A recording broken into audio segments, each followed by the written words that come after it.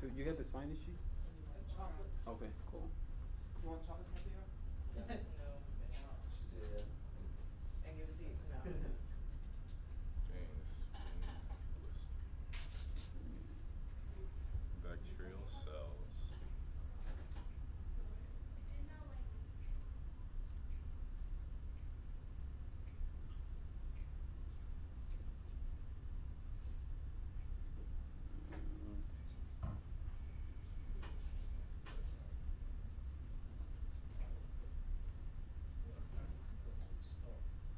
Is anybody sitting here? In one of these chairs, no one is sitting here. In one of these chairs. All right. So are you guys ready? Yes. Yep, we're good. All right. Everything is starting. So have you guys like looked at the lecture? Mm-hmm. Like, how did you guys feel about it? It was straightforward when he explained it. Integrity explained it. Okay. So does anyone like have any ideas like what the lecture is about, or like maybe like some concepts Oh, anyone? that were discussed? Yeah. Anyone else? Alright, so this lecture basically talked about stem cell transplants. It was mainly focusing on how to combat graft versus leukemia and explaining how to minimize the risk of graft versus host disease. The whole purpose is we want to attack the cancer, aka the leukemia, the graft versus leukemia, but we want to minimize the risk of graft versus host disease. And this lecture basically touches on that. Yeah. Go ahead. While also preventing graft rejection. Okay. So what exactly is graft versus leukemia? Anyone? Yeah. Go ahead. Alright, so GVL, first you have to know what leukemia is. Leukemia is cancer of the white blood cells. So in the bone marrows, your white blood cells are replicating super a lot, and that's what the leukemia is. And the graft is full of your stem cells and your accompanying T cells that come with it. So you want your graft, along with the T cells that are in it, to attack the leukemia, aka the cancer. That's the reaction you want. Okay. So are you guys kind of like getting what he's saying, or no? A little bit. Okay. So we're saying that there's a graft versus leukemia, right? And there's a graft versus the host, right? Okay, so remember, right, when we're talking about this, we're talking about this in the context that you have a patient and you're taking a graft and you're putting it into the patient, right? So when you put the graft into the patient, all right, so you have someone and they have like leukemia or they have like a lymphoma or something like that. So you take graft and you put it into the patient to try to solve that problem. So what happens is that once the graft gets into the patient, all right, that graft can either have the graft can either be fighting against the leukemia, all right, or the graft can be fighting against the host, all right. So the thing is that in that graft you have like T cells, all right. You have like CD8 positive T cells, CD4 positive T cells, and these T cells can actually fight against the host native tissue, all right. Like they can fight against the host native tissue, and so that would be bad. Like if the graft is fighting against the host, then that's bad because that can potentially kill the host. Like the graft that we put into the patient is now fighting against the host that is supposed to help, and that's a bad thing. So, but the thing is that the graft can actually fight against the tumor cells, all right? And so that would be like graft versus the leukemia, all right? So the graft versus leukemia is that graft that you put in, or rather the T cells, meaning like the CD8 positive T cells, CD4 positive T cells, are fighting against the leukemia or slash the lymphoma. So this is actually good or desirable.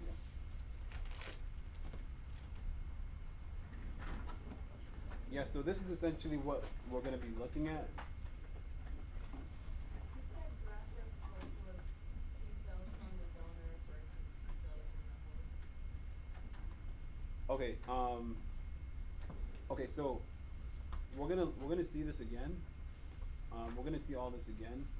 This is just we're trying to like introduce the topic a little bit. So we're gonna see the graft versus leukemia again, and we're also gonna see the graft versus the host again. So you shouldn't really like worry at this point.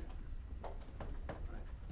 But specifically in that graft, so you have a patient, all right, and then you have a donor. The graft is coming from the donor, all right, and inside that graft you're gonna have CD4 positive T cells and CD8 positive T cells. Actually, let me make this point a little bit clearer. Okay, so this is the donor. This is the allograft from the donor, all right, and this allograft is gonna have stem cells and as well as T cells. All right, specifically CD4 positive T cells and CD8 positive T cells, and these T cells they're going to be mediating this graft versus host, so graft versus host disease, and they're also going to have a graft versus leukemia effect. There's several things that it can possibly do, right? It can affect graft rejection, but let's just keep it to here, right? Because that's what we're talking about. So the leukemia is the problem that the patient is suffering, all right? So the patient has leukemia, they have lymphoma, like that's like the problem the patient has, all right? If these T cells that are coming from the donor attacks the leukemia, which is the problem that the patient has, all right, it's a good thing because that's what we're trying to eliminate, all right? But if the T cells attacks the normal tissues of the host, right, then that's a bad thing. All right, so it's the T cells coming from the donor that are doing the attack. All right, do you see that? All right, so did everyone see that? Okay. So I'm trying to just kind of start with like just I guess giving like the definition. All right, so but first of all, the title of this lecture is allogenic stem cell transplantation. All right, so let's just try to break this down and just like make sense of this, because if we can make sense of this, then it's going to be a lot easier to move forward. Okay, so when we're saying allogenic, does anyone remember based off of that other stem cell lecture that you guys had? Does anyone remember what allogenic means? Okay, but where somewhere else? From the same species, but Okay, so same species. So this means same species.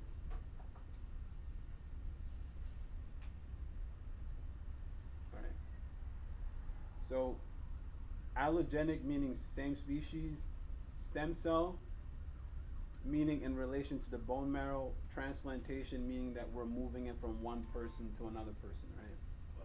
Those stem cell, usually bone marrow or Peripheral blood.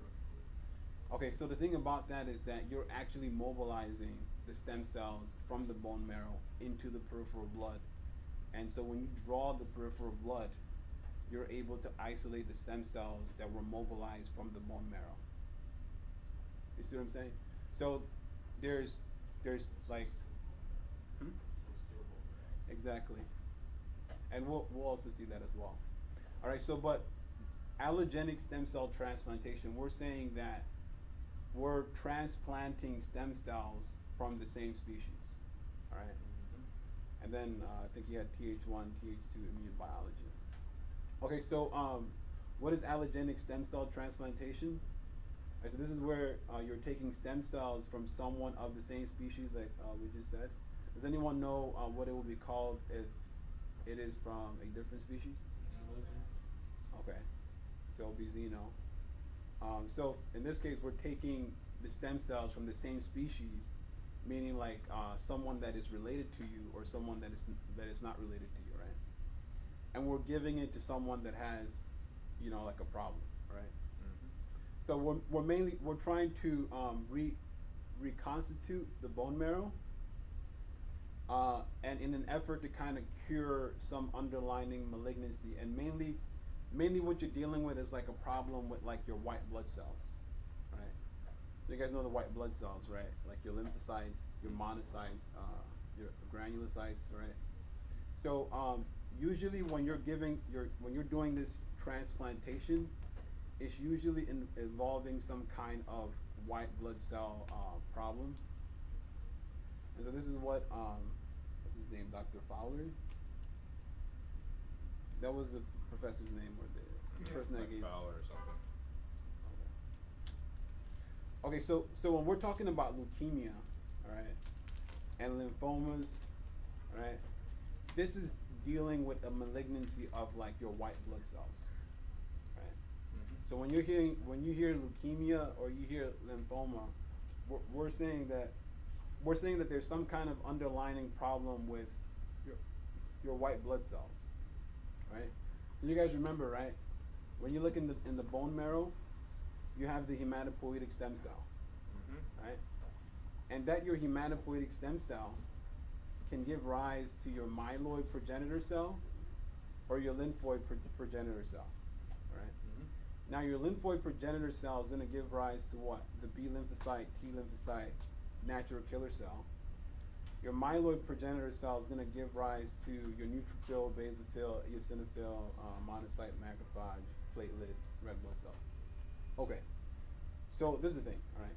When we're talking about leukemia, lymphoma, we are talking about the white blood cells. So specifically, we're saying that there's a problem like here. You know, there's different kinds, right? So, but it would be like related to like these guys. So like the lymphocytes, neutrophils, basophils, eosinophils, monocytes. Not so much platelets and red blood cells, but mainly like your immune cells. Okay, so that's what we're talking about when we're talking about the leukemia lymphoma. Now, do you guys remember in the other lecture, the other stem cell lecture that you guys had, that was talking about sickle cell? Do you guys remember where the problem was coming from? Remember the sickle cell lecture, the bone marrow transplant for the sickle cell? Do you guys remember where the problem was coming from? Hmm? That's right. So it was RBCs. We were trying to correct it by fixing or bone marrow transplant of the hematopoietic stem cells, but the underlying problem was coming from your RBCs, right? So remember the beta chain, right? Sixth position, right? It was Valence substitution. Exactly. So it's a genetic problem, and so the only way to fix that genetic problem is to go back in time, right? So there was a problem with your RBCs. Well, actually, the RBCs don't have a nucleus, right?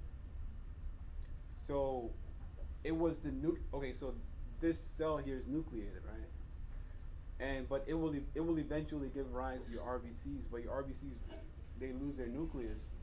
But the genetic information that gave rise to the defective beta chain was coming from this guy. And so if we wanted to fix that malignancy, right, if we wanted to fix that problem, we would have to go back here and replace this. So that's why you would do a bone marrow transplant, right, in the case of the sickle cell. You see what I'm saying? So, okay, so when we're talking about bone marrow transplantation, so we're using it mainly for malignancies of white blood cells, but there are other things you can use it for, such as sickle cell. All right. These are the other things he had in the lecture. All right. So solid tumors, non-malignant marrow disorders. All right. So there was a question on the exam that had like sickle cell as like one of the things that you would need to do a bone marrow transplant to fix. There was a question like that. Is sickle cell the answer, or are those the answer for that question? I guess I can quickly show you guys so you see what I'm talking about.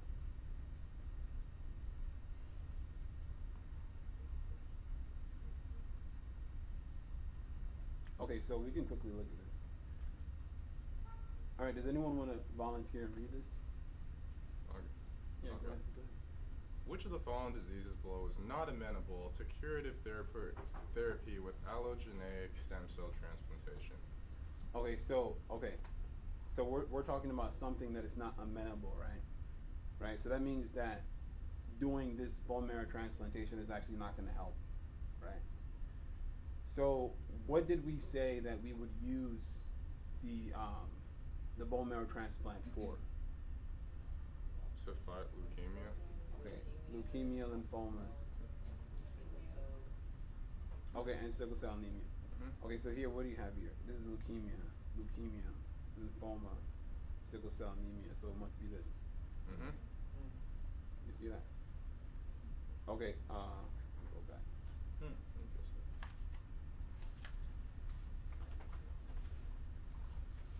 All right, so that's what allogenic stem cell transplant is, and we're trying to use it to reconstitute the bone marrow of someone that has some kind of underlying malignancy in like their white blood cell or like sickle cell, right?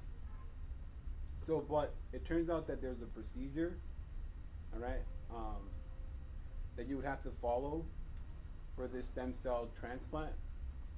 So the first thing you want to do, you want to ensure that the donor and the host, you want to ensure that their HLA genes match. All right. So the first thing you want to do is ensure that the donor and the host, that their HLA genes match up, right? Because if they don't match up, then it's gonna be like you're gonna have a disaster, right? So you want to ensure that the HLA genes match up. Now, do you guys remember what the HLA genes are? Do you guys know what they are? Mhm. Okay, so what are they? ABC. Class 1 and class 2. ABC. Class 1, 2, 3, Okay. ABC, Genotype or DQ, phenotype? DR, DP. Okay. So you guys already like know this stuff very well, right? Not really. Not really? Okay, I'll just try to just maybe like quickly review it. Okay, so what does HLA stand for? Okay, so human leukocyte antigen, right? So these are basically genes, right? Right, they're basically genes, all right? And they're coding for these MHC receptors. So the MHC receptors are where, so your antigen presenting cells, they have these MHC receptors, and on the MHC receptors, they're putting their antigens on these MHC receptors, right?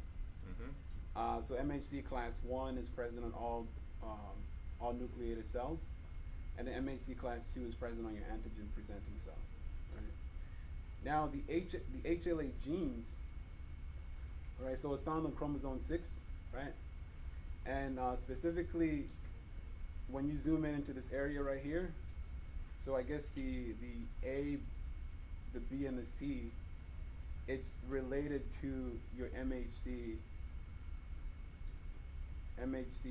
1 receptor. And then your so all this would be like D, right? So then your DP, DQ, and then DR, it's for your MHC class 2, right? Right?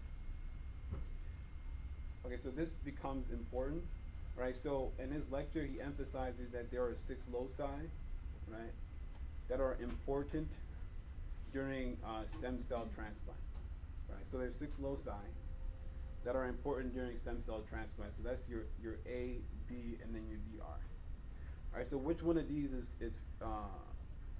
it's related to your MHC class 2? Okay, so DR. Right. So basically, when we're trying to do this stem cell transplant, we need to ensure that the donor and the host match in their HLA A, HLA B, and their HLA DR. Right.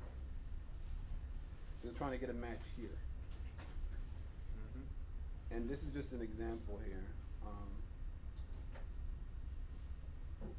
All right, so here we have, yeah, sorry, go ahead. The 6, you just like you said there's 6, but then you just list HLA A, B, and D. Are we supposed to know the 6? Okay, so there's, Two sets. so the HLA-A has like 2 loci associated with it. So then it's like 3 times 2, which is 6. Okay, so this is just an example, right? In this case, we have a patient and this will be like the hypothetical stem cells that the patient is receiving. All right. So again, like the loci that we said, so it's HLA what? HLA-A, HLA-B, right? And HLA-DR, right? Mm-hmm. Okay. So in this case here, this is what the patient has. This is what is in the in that graft. The graft that the patient is receiving, this is what's in there. Now just look at, okay, so if you look, this and this, they don't match up, right? This and this don't match up. Okay, actually there's like, they're not matching, alright? Okay, so what are your possibilities of an immune rejection? It's very high. Why? Because your HLA loci are not matching up, right? But now, in this case here, so this is your patient, so this is the patient that has the problem. So what kind of problem would this patient have? What kind of problem would they have? They would only match for one half of it, right?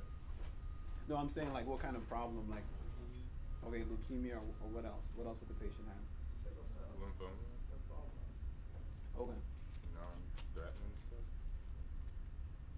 This come Yeah. into when you're doing organ transplant. Well, if you're doing an organ transplant, you're not gonna like change. Well, okay, I see what you're saying. Okay, yeah, that too, yeah, that's it, yeah. But I guess in the context of what we're talking about, you're being very bright, but No, you gotta, it was the you gotta question come back, actually. huh? You asked the question. But you're right. So so in this case here, this is a patient that has a problem, and in this case here, this would be like these stem cells that we're trying to put into the patient. And again, these are the loci, right? So you have HLA-A, HLA-B, and then HLA-DR, right? In this case here, we see that there's a match here. There's a match here and here, right? And then there's a match here and here. So in this case, we didn't have anything matching at all, right? But over here we had a couple of things. We had 3 loci matching, right? So this would be what, 3 out of 6, right? So immune rejection, it's gonna be what, much reduced. Why would it be reduced? Because we have more matching going on, right? Does everyone get that?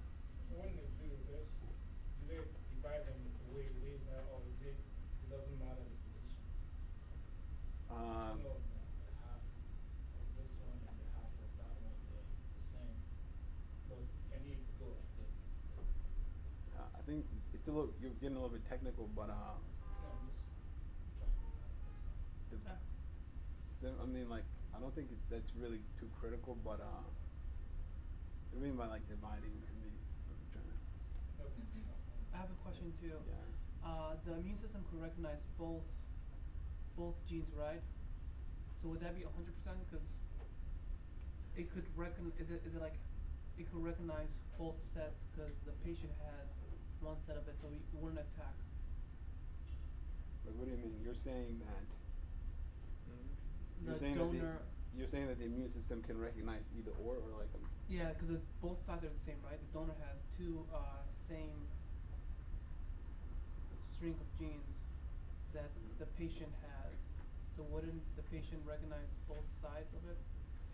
So Or would it be considered 3 out of 6 still? okay, so in this case here, these are the ones that are matching up with the patient, right? Mm.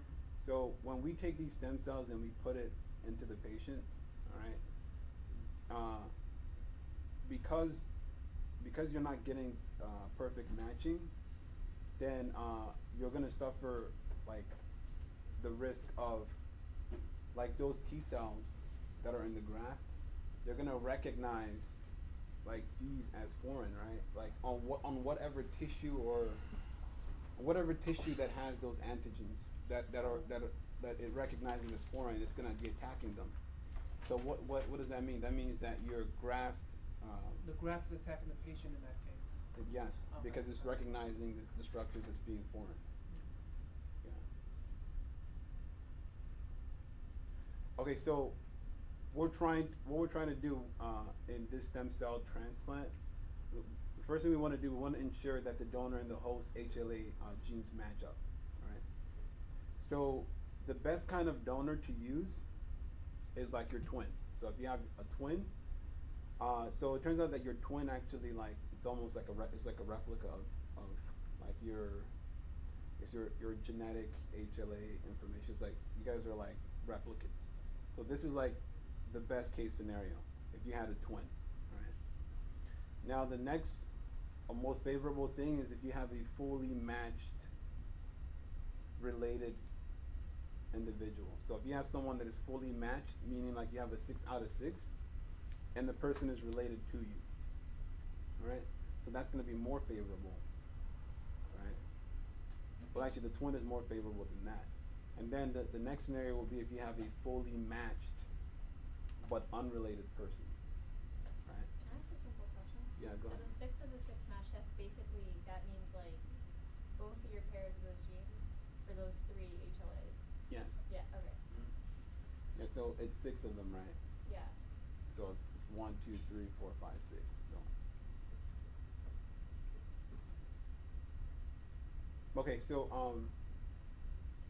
so the breakdown is a little bit more complex than this up here. So this is directly from the slides. So what this is basically showing is showing graft versus host disease. So remember, graft versus host disease is basically where the graft is attacking the patient, right? So graft versus host disease is where the graft is actually attacking the patient, right? So we just established this down here. So let me clean this up. Okay. So this is your donor allograft, right? So this is the graft that is coming from the donor, right? The graft that is coming from the donor is going to have stem cells.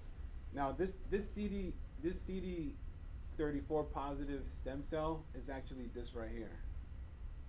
It's actually this right here. Your hematopoietic stem cell. So your hematopoietic stem cell is CD34 positive. But you're also gonna have your T cells, right? And these T cells, right, that are coming from the donor, they can fight against the host, right? And when they fight against the host, that's what we call graft versus host disease, right?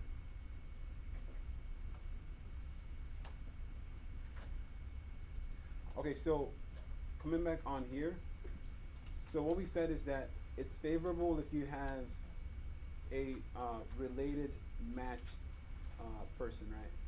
So when you have a related matched sibling, right, on all the like loci, then your risk of having an acute graft versus host disease is only about 35%, right? But if you have a related relative, but then you don't match at one locus, so meaning like you're 5 out of 6, then your risk of getting an acute graft versus host disease is going to be 65%, right? And then if you don't match at 2 loci, it'll be 70%. And then if you don't match at 3 loci, it's going to be 85%. Now, if you're an unrelated matched, is 75%. You guys see that? Mm-hmm. So this can be broken down further, seeing that you have 2 like genes, but like your one locus mismatch could be 5 out of 6 or 4 out of 6, 4 out of 6. Oh. You see what I'm saying? Wait, say that one more time, sorry. And the one locus mismatch may be 5 out of 6 or 4 out of 6, because like there's 2. Oh, okay. You're saying for this one? No, for the one locus mismatch, whether like 1, 2, 3. Like if both of them don't match, I don't know. Like if.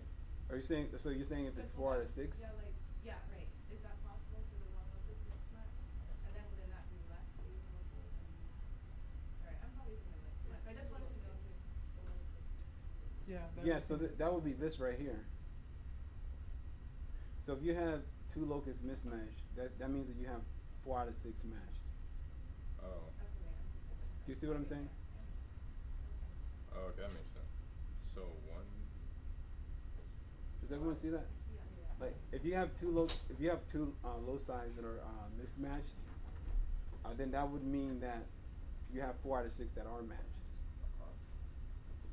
Right. How you doing? Okay, so basically what we're seeing here is that your graft versus host disease it's gonna get worse with the more mismatches you're having. All right. The more mismatches you're having, then the more serious your graft versus host disease is. Now the graft versus host disease, what is that? What is the graft versus host disease? Your So when the trans your Grafts t- your attacking T cells versus Wait, the graft's can T I get cells. one person? Some we've been talking a lot. Okay, go ahead. So when the T cells from the graft are attacking the host the host tissues, those healthy tissues. Okay. Now, so let's think about this, okay? So we have the T cells from the graft, all right? And they're attacking, they're attacking the host. So why would the T cells be attacking the host? Because they don't recognize the MHC1, right? That's It's right. not so. That's right. And so MHC1 was being coded by what? In the context of what we just talked about. HLA what? A and B, right? HLA A and B. So basically, somewhere along the line, like the MHC molecules that we have, the T cells, in the graft is seeing those MHC molecules as foreign, right? Cool. All right. So the first thing we're trying to do, we're trying to get donor host HLA match. All right. So the best case scenario is if you have a twin. The next best case scenario if you have a fully matched related person. All right. Then the next best case scenario is if you have a fully matched unrelated person. All right. And like I said, the breakdown is a little bit more complex. Sorry, go ahead. But Is like, it the- yeah, do I have one we more? got the He asked same the question. same thing. And the Who's the table, last? the Right. fully matched Yeah, so 75%. that's what I was saying. Like it's a little bit, the breakdown is a little bit more complex, but I was trying to give you guys a general idea.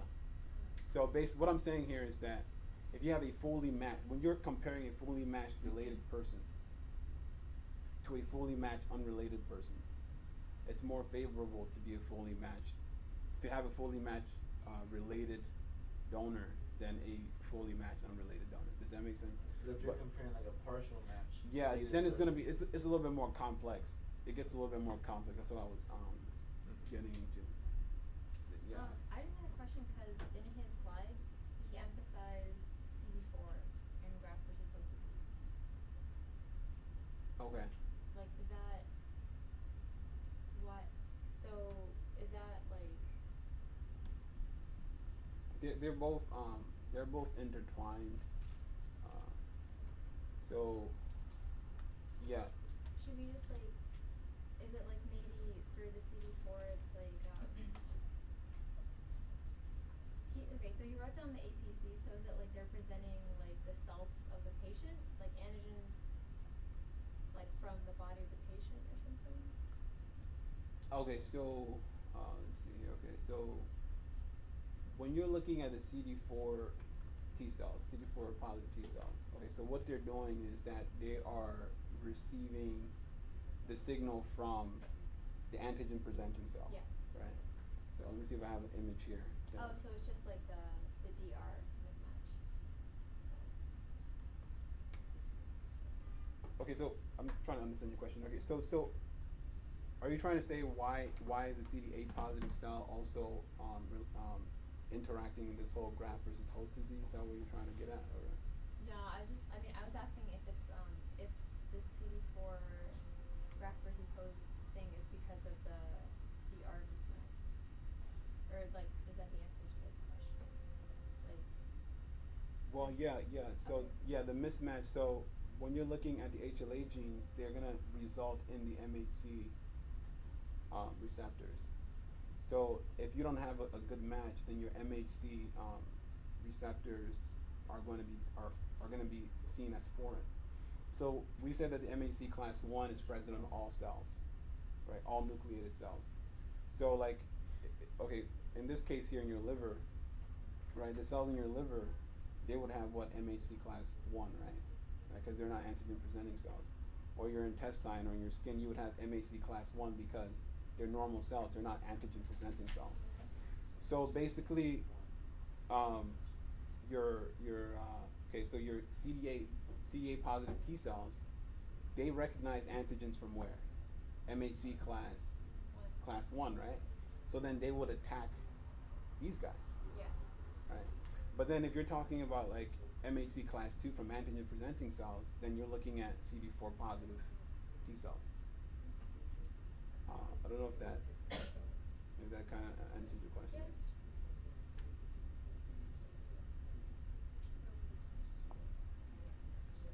Okay, so is anyone confused so far? Okay, so sorry. Did you have a question? Yeah, I was asking a question. I don't remember if I'm remembering this correctly, but I don't know if he said something about like the CD4 cells recognize antigens being presented from the host APC. Dendritic cells, that's right. So that does happen? Yeah, I actually have a picture of that. Yeah, exactly. Yeah, you're exactly right. So in this case here, you have the donor T cells, right? And in this case, since this is a dendritic cell, it's an antigen presenting cell. This must be MHC class 2. So yeah, you would have that. But then in the case of your cytotoxic, cytotoxic T cells, then they will be recognizing the MHC class 1, right?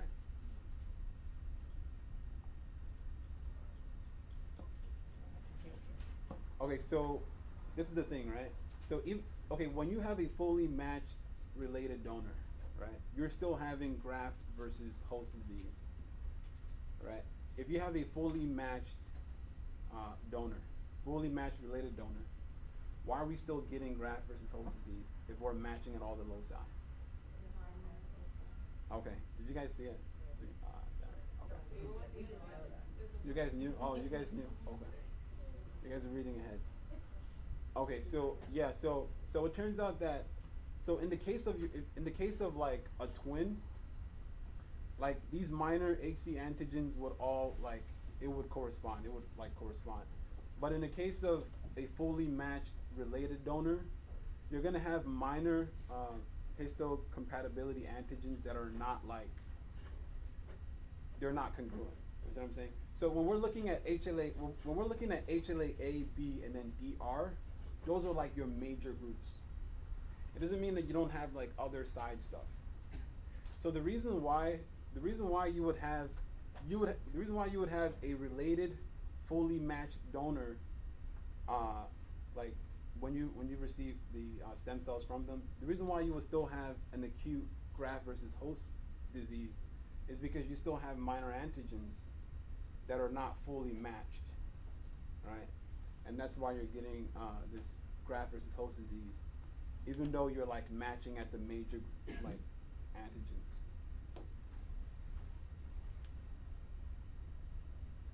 Cool? Mm-hmm. Okay, so the thing is that it turns out that even though like you're not like matching fully in these minor HC antigens, it turns out that the problems that could be experienced from that, it's not really like a big deal because you can just like treat it with immunosuppression, right? So he mentions that in lecture. Okay, so another thing that I think is important to point out is the idea of haploidentical. So when we're talking about haploidentical, we're talking about a 3 out of 6 match when we're looking at like like someone that's related to you. All right, so that's haploidentical. And another thing that, yeah, sorry, go ahead. So would that be parent, most Yeah. likely? Yeah, like a parent or sibling. And so another thing that is also important is about cord blood. So you can also use the cord blood in the case of the stem cell transplant. And basically the cord blood is stem cells that are taken from the placenta. All right, so we're talking about the procedure that we're using to perform this stem cell transplantation. So the first thing that we establish is that you need to ensure that the donor and the host HLA genes match up. Right? That's the first thing we want to ensure. Now the next thing we want to do is we want to prepare that host. So we want to ensure that we have someone that we can get the graft from. Right? We want to ensure that we have someone that we can get the graft from. Now the next thing we want to do is that we want to actually we gotta get the host ready. So we gotta prepare the host. So the host is the person we're trying to put the graft into. So you can't just take that graft and put it into the host. You gotta there's some things you gotta do to the host. Alright. So for the host, what you wanna do, alright, is you wanna eliminate the cells in the bone marrow of the host. Right? And so the reason why you want to eliminate the cells in the bone marrow of the host is because, let me go back here so you guys can see.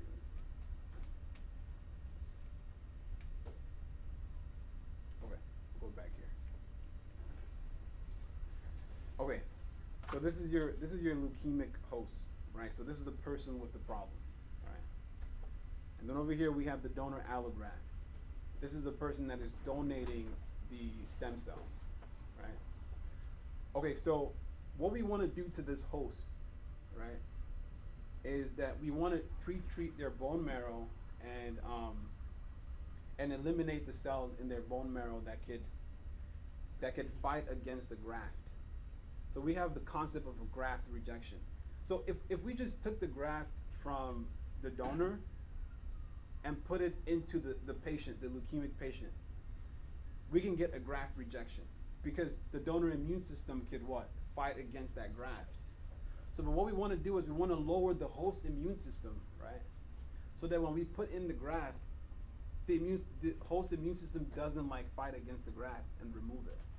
Because then that would be defeating the purpose. It's like, okay, I'm giving you medicine, but then you're throwing it away. Right? That defeats the purpose, right? The medicine is a graft. We don't want the immune system of the host to kill the graft. So what we want to do is we want to ablate, like we want to remove the cells in the bone marrow because why are we trying to remove the cells in the bone marrow? Because what? The immune cells are coming from the bone marrow. So if we can affect the bone marrow, then we can affect the immune cells, right? Mm-hmm. That makes sense, right? Because they're all tied together, right? Right? You guys see that? They're all tied together. Okay, so we need to prepare the host, all right? And so there are different levels of eliminating the cells in the bone marrow of the host. So the first thing you can do is you can actually just completely remove the cells in the bone marrow, right? And this is known as myeloablative. So we're wiping out that bone marrow. So that's Yeah, go ahead. like your myeloid and your lymphoid central. It's like everything in there. I believe it should be, okay, now I'm not 100% on this. Myelo meaning like myeloid, so like. Everything but lymphocytes. That's what it seems like. I could be wrong, but the way I would take it is that you're removing the stuff in the bone marrow, like most of the stuff in the bone marrow. I'm not really sure how all-encompassing this is. That's what I'm trying to say. All right. So the first thing we can do when we're trying to, when we're trying to wipe out the bone marrow, so we can completely wipe out the bone marrow, or for the most part, like everything, which is myeloablative, right? And we can do that with high doses of chemotherapy, or it should be total body irradiation. So this is how you can like wipe out like the bone marrow. So the fact that we're wiping out the whole bone marrow, or like almost everything, this is not going to allow for a chimerism or a chimeric state. Okay, so when we're talking about a chimeric state, we're saying that we have the host immune system and we have the donor immune system. Well, if we're wiping out the if we're wiping out the host immune system, how can we get a chimeric state? We've already wiped out one of them, right? That wouldn't make sense. We can't have both of them together if we already wiped out one of them, right? So when we're eliminating the cells in the bone marrow, remember we're eliminating the cells in the bone marrow. Why? Because we don't want a graft rejection. If we put in that graft without weakening the immune system of the patient, the immune system of the patient would just attack the graft, and that would defeat the purpose. So we want to weaken the immune system of the host, and so the first way we can do that is by eliminating the cells in the bone marrow. So we can either do a complete removal or a partial removal. All right. Okay, so partial removal just means that we're not going to wipe out everything. We're going to wipe out some things, but not everything. All right.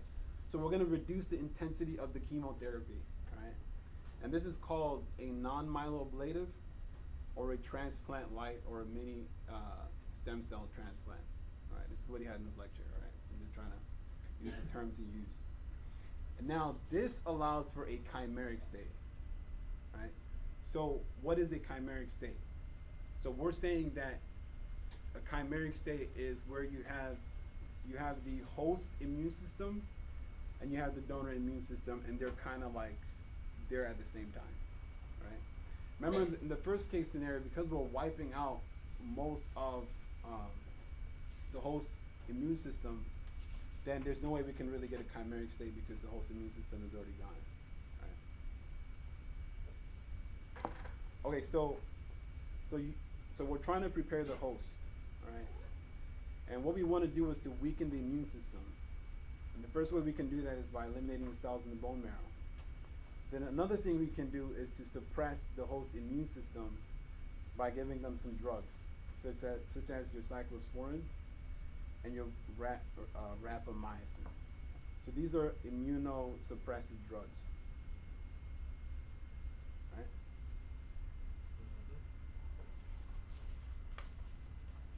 Okay. So then, are those chemo drugs too, or not? Or is cyclosporin A?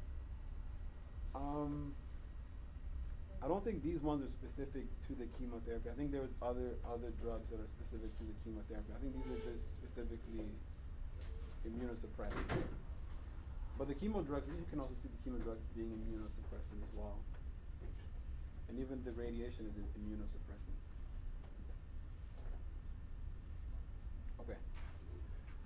All right, so I'll ask you guys some questions. So you guys can feel free to talk to the person next to you.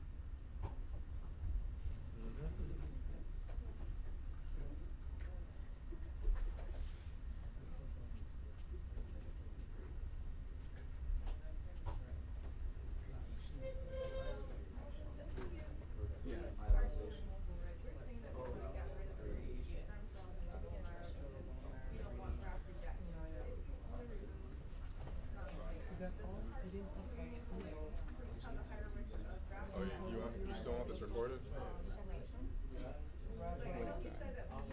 Yeah, rapid.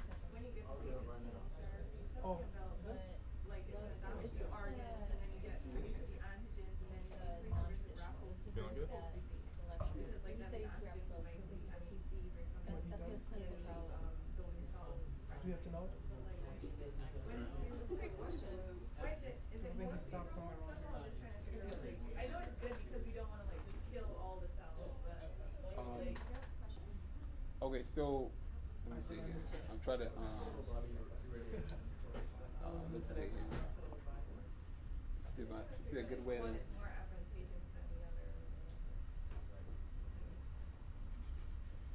Trying to see if there's a good way I could explain it. Did he say a question? Yeah. What was the question? Oh wait, you threw up a question? Okay. Okay, so maybe let me see. Okay, so the way I would answer that right now. Okay, so generally when you're chemotherapy light, we say chemotherapy light. So when you give chemotherapy and you're subjecting someone to a lot of total body radiation, stuff like that, so it's harmful. And if you have an older patient, that can potentially it's dangerous, it's toxic, right? So for certain patients, right, it might be better, right, to not wipe out everything, to not subject them to too much chemotherapy.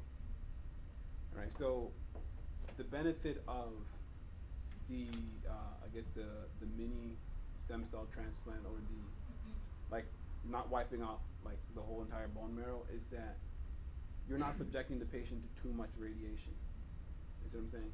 Because if you subjected them to too much radiation, then they can die just from that. That's like 50 years. Yeah, I think even if you combine what they did in this lecture, what they talked about in this lecture, and the other one too, Yeah. it says something about if you do the high dose one and it doesn't work, then all of a sudden you let the patient with no way of making more blood. Oh, okay. That's actually a good point. That's a good point. That's a very good point. That's a good point. Wouldn't it also cause leukemia if you? He mentioned something about leukemia. I don't remember what he said. In what context? In context of using. Oh yeah. Oh no. This he slide. said- It's not on the he slide. I don't know what it is. If you. Okay. Okay. So I just hit play. I just hit record right now. Okay. So let's. Okay. Let's say this here. This is the normal cell, right? And this cell is this is from the host, right? And this is the antigen presenting cell, and this is also from the host. All right. We just want to let's try to like. I understand it's a little bit confusing. I understand. I would be confused as well.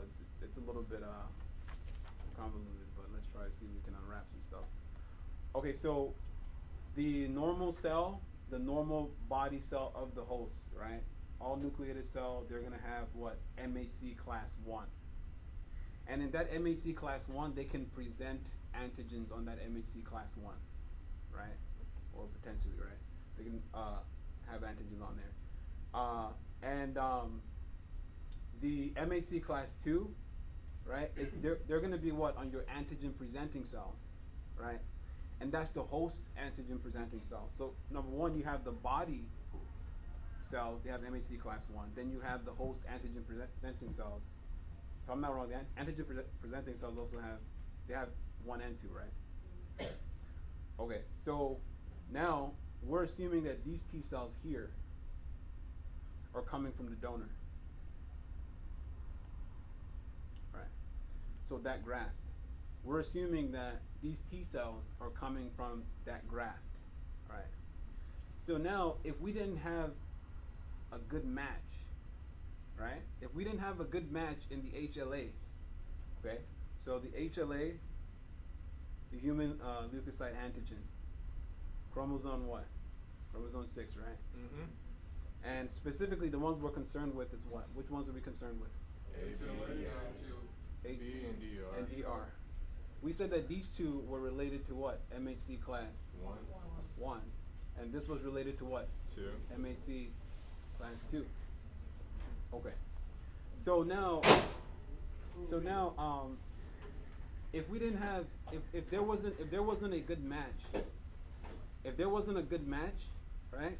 Then that would mean that these CD8 positive T cells, let's just say that there wasn't a good match in the AB, right? That would then mean that these MHC class 1 molecules that are being produced by the host, right? By the host cells, that would mean that the CD8 positive T cells will be recognizing them as foreign.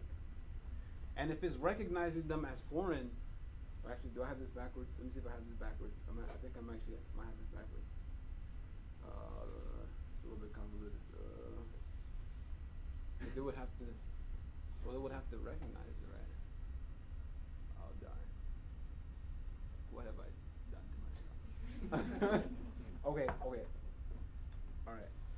Okay, so now, okay, I'm kind of getting into a slippery slope, but I'm gonna try to tell you as much as I can, like, as much as I can see.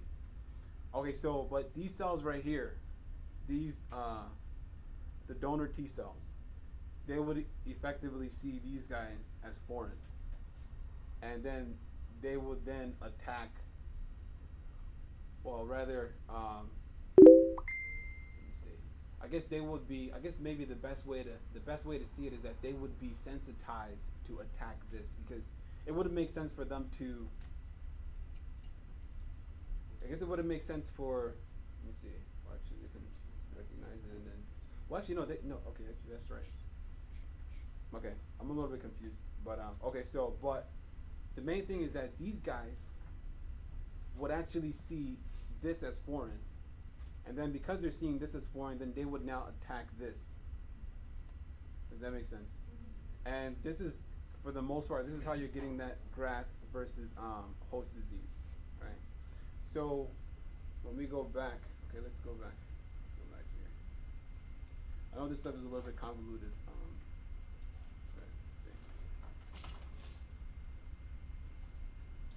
Okay, so it's graft versus host disease, right? Notice that the graft versus host disease is not really involving the antigen presenting cells as much as it is like your normal body cells, right?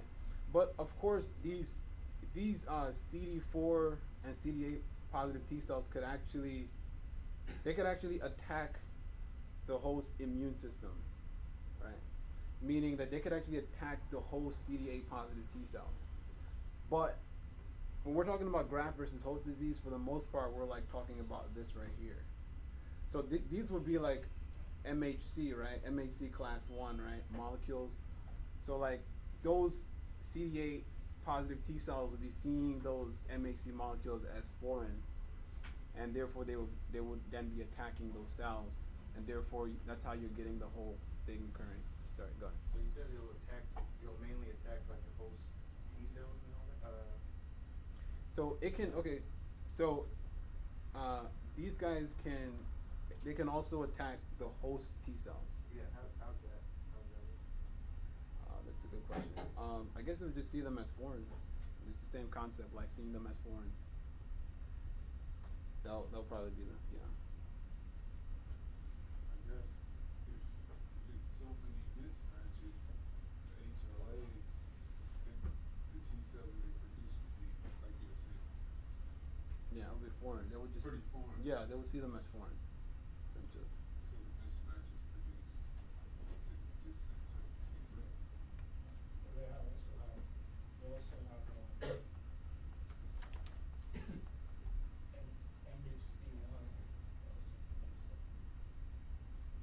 Sorry, what did you say?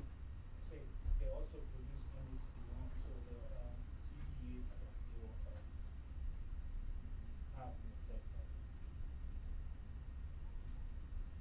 Oh, which one? Sorry. Same with T cells also have an MHC1. Oh, okay. Oh, okay. Yeah. I wasn't getting what you were saying. I'm sorry.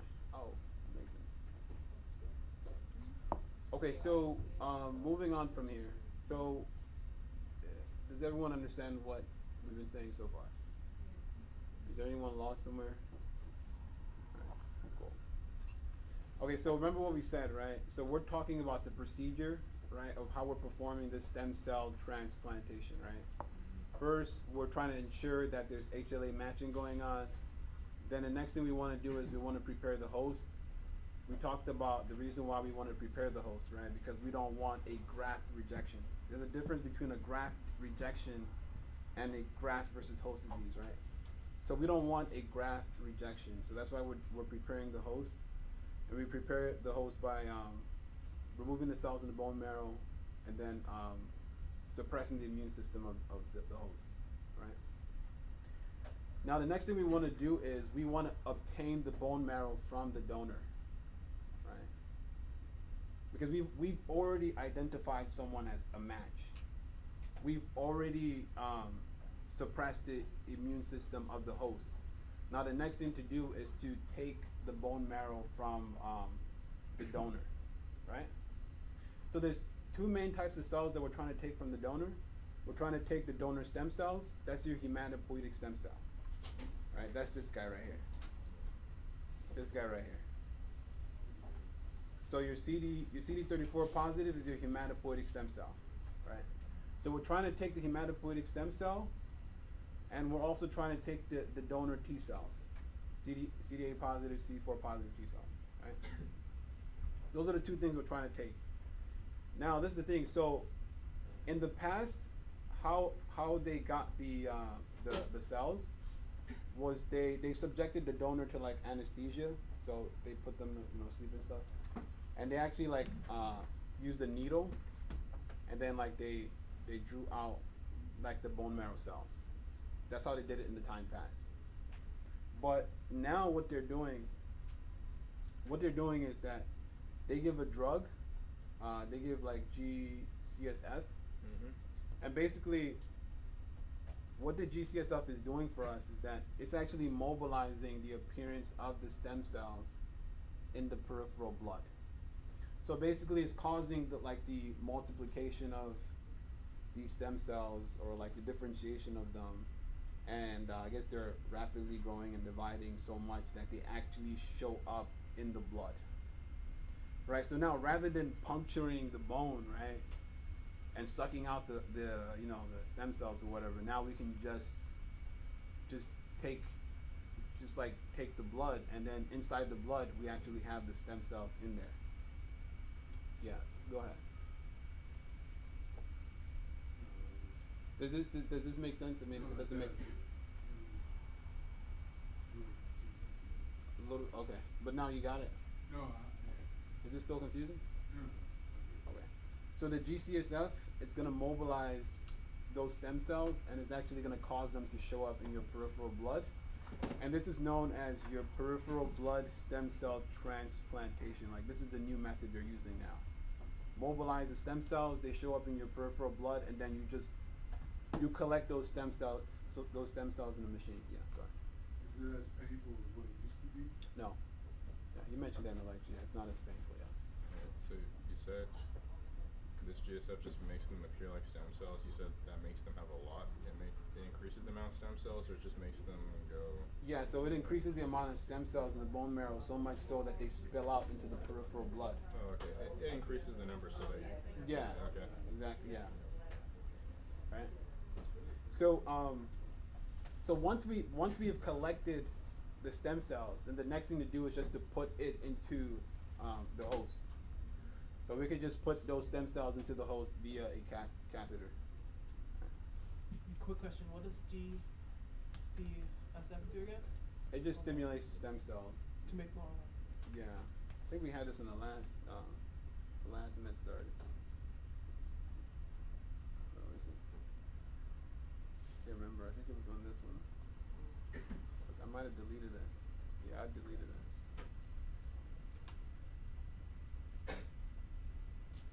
Yeah, I deleted it. Okay.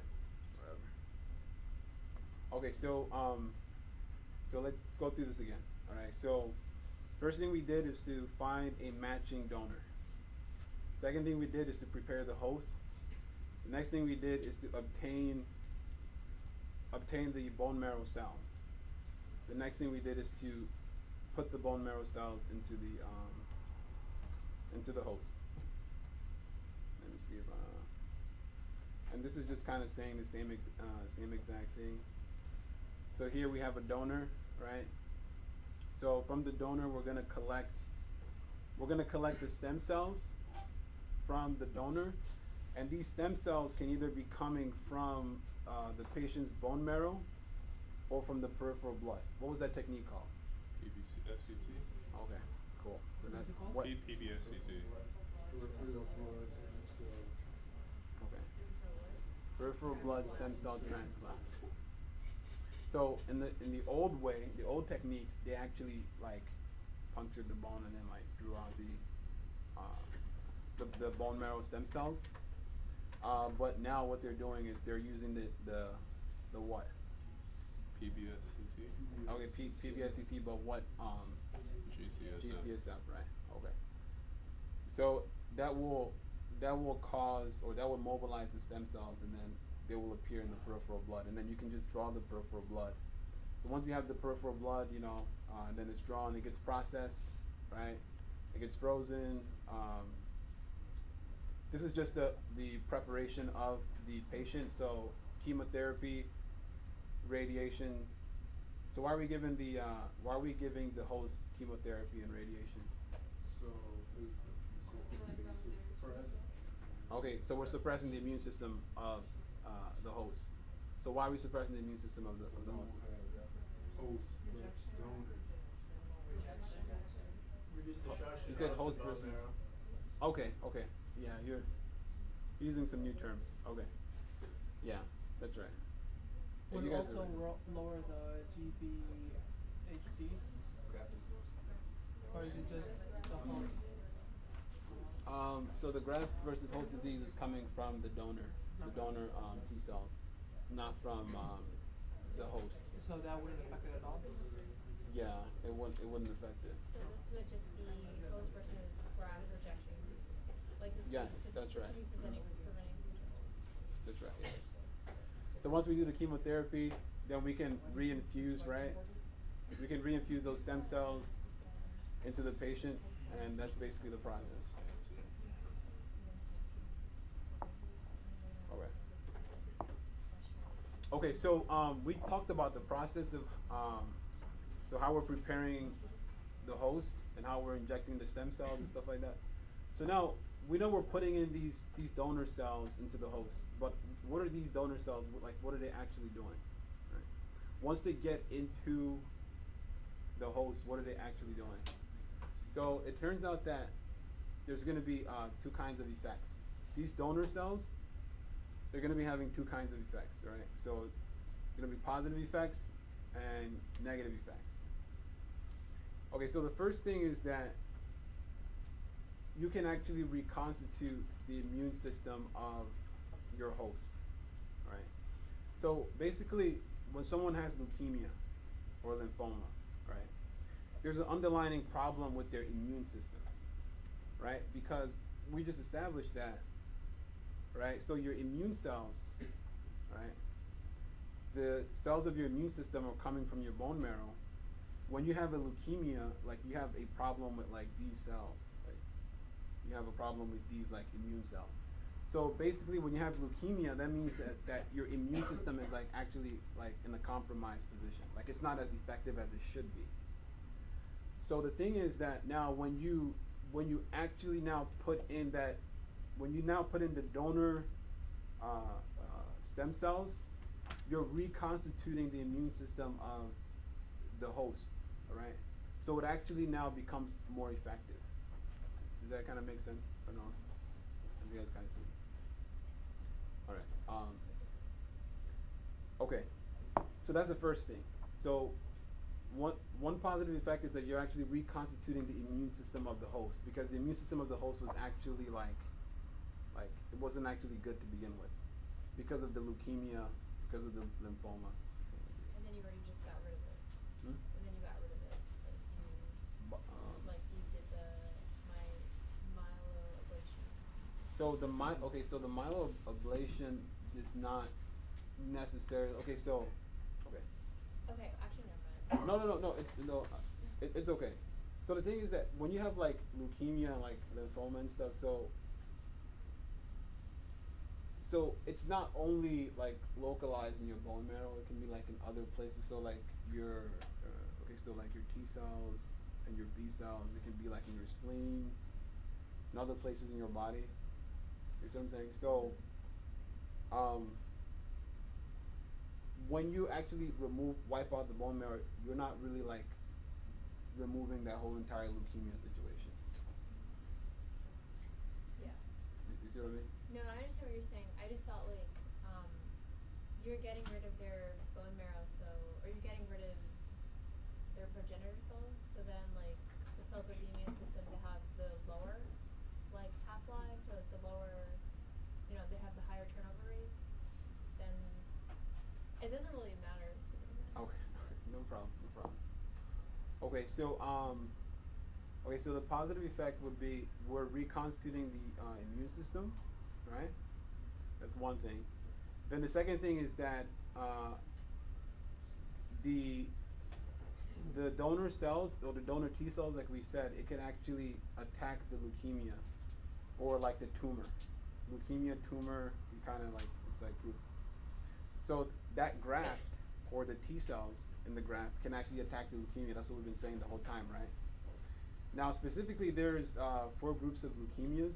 So there's AML, acute myelogenous leukemia, acute lymphocytic leukemia, and chronic myelogenous leukemia and chronic lymphocytic leukemia. We saw it in the other question, right? But I'm just pointing it out to you guys. All right, so the first positive effect is that it can reconstitute the host immune system. The second effect is that it can mediate graft versus leukemia, meaning like we're actually now attacking the problem. The problem was the leukemia, and now the graft can actually attack that leukemia, all right? And then the last positive effect is that it can actually prevent graft rejection. Okay. And all this is kind of summarized here. We kind of already like talked about all this. Okay, so the first thing is, okay, so the first positive effect, right, was that it can reconstitute the host immune system. Then the second one was that it can mediate what? The graft versus leukemia effect. So meaning we're actually attacking the problem, right? Because the host is leukemic, and this is what we're trying to get rid of, right? Now the other positive effect is that these guys can actually attack the host CD8 positive T cells. Now it turns out that when you're actually putting in that graft into the host, so when you take the graft from the donor and you put it into the host, right? The host immune system can attack the graft, right? It turns out that the destruction of that graft is mediated by these CD8 positive T cells of the host. So now oh dang, this is so convoluted. Okay, so are you guys following what I'm saying? Because I feel like I'm just like going in circles. Yeah. Okay. So the CD8, CD4 positive T cells coming from the donor, right? They can attack the CD8 positive T cells of the host that would have attacked the graft, and thereby they will prevent graft rejection. What? That's the CD4 or both the CD4 and CD8? Alright, can you Okay, say that one more so, time? Okay, all right, okay, so, okay, let's think about this now, all right? Say one more time. Okay, so I'm gonna try to use myself and friend right here. Okay, so, okay. I'm trying to get this clear. Okay, so, let's say that he's the host, right, and I am the donor. Okay, so now I donate my stem cells to him. So he's a leukemic host, right? And I donate my stem cells to him. So now the thing is that his CD8 positive T cells can attack my stem cells, or it can attack the graft that I gave him. All right. So, but the thing is that inside of my graft, inside of the graft I gave him, right? So inside of the graft I gave him, I had my T cells are there. All right, meaning these guys right here, my CD4 positive T cells, my CD8 positive T cells. Now these CD4, CD8 positive T cells, they can now antagonize his CD8 positive T cells that would have attacked my graft that I gave him. So because the T cells that I gave him are now attacking his own T cells, now his own T cells, they're not able to attack the graft that I gave him. Ah, so it's like a shootout. Yeah. Yeah, you can see it that way, but I'm trying. It's a little bit convoluted, but I'm trying to make. Did you guys get it? Yeah, maybe a little bit. Okay. I'm trying to make a point there. Okay, so what we're saying is that once someone receives the stem cell transplant from a donor, there are positive and negative effects. So we just talked about the positive effects. Now the negative effect, which we've already talked about, is the graft versus host disease, right? So we already talked about the graft versus host disease, right? This is where the T cells, right? The T cells that are in the graft are now attacking the normal host cells. All right, so but what we didn't talk about is that this graft versus host disease actually comes in two stages. So you have an acute stage and a chronic stage. Now the acute graft versus host disease is actually like it's it's like very like it's horrible. Like it's more severe, like in its like onset than the chronic one. So the chronic one, in lecture was said that it's more like it's more subtle. This is like more subtle, right? Whereas this is more like what did I say? Yeah, it's more severe, like in its onset. Mm-hmm. So, but for the acute one, like it starts within the first 100 days of the patient getting that graft, right? And the areas that are going to be affected are the liver, or primarily affected is the liver, the intestines, and the skin. Right? Now, for the chronic one, right? So it mainly you start to see its effects 100 days to like years after the transplant, right? And then in his lecture, he says that it resembles an autoimmune phenomenon.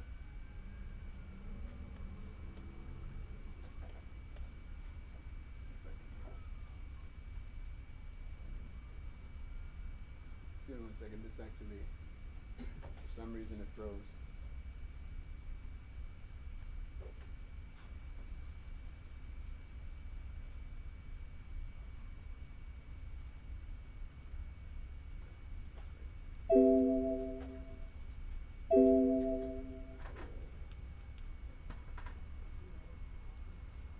Yeah, the program kind of froze on me, so I don't know.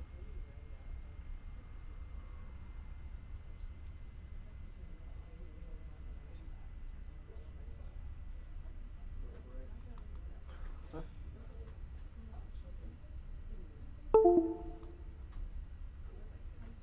Oh dang, this is not good.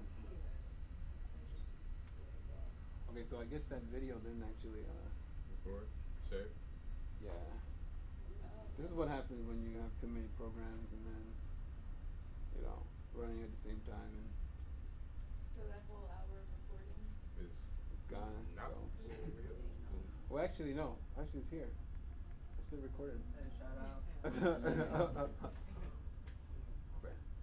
This is your passive jam, right? Well, actually, our passive jams.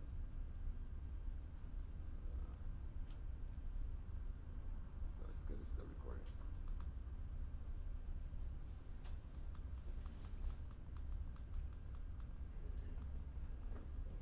But that record button is gone. The one that's on the top. But it's Yeah, still there? I could actually make it come back. Okay. Moses and his magic.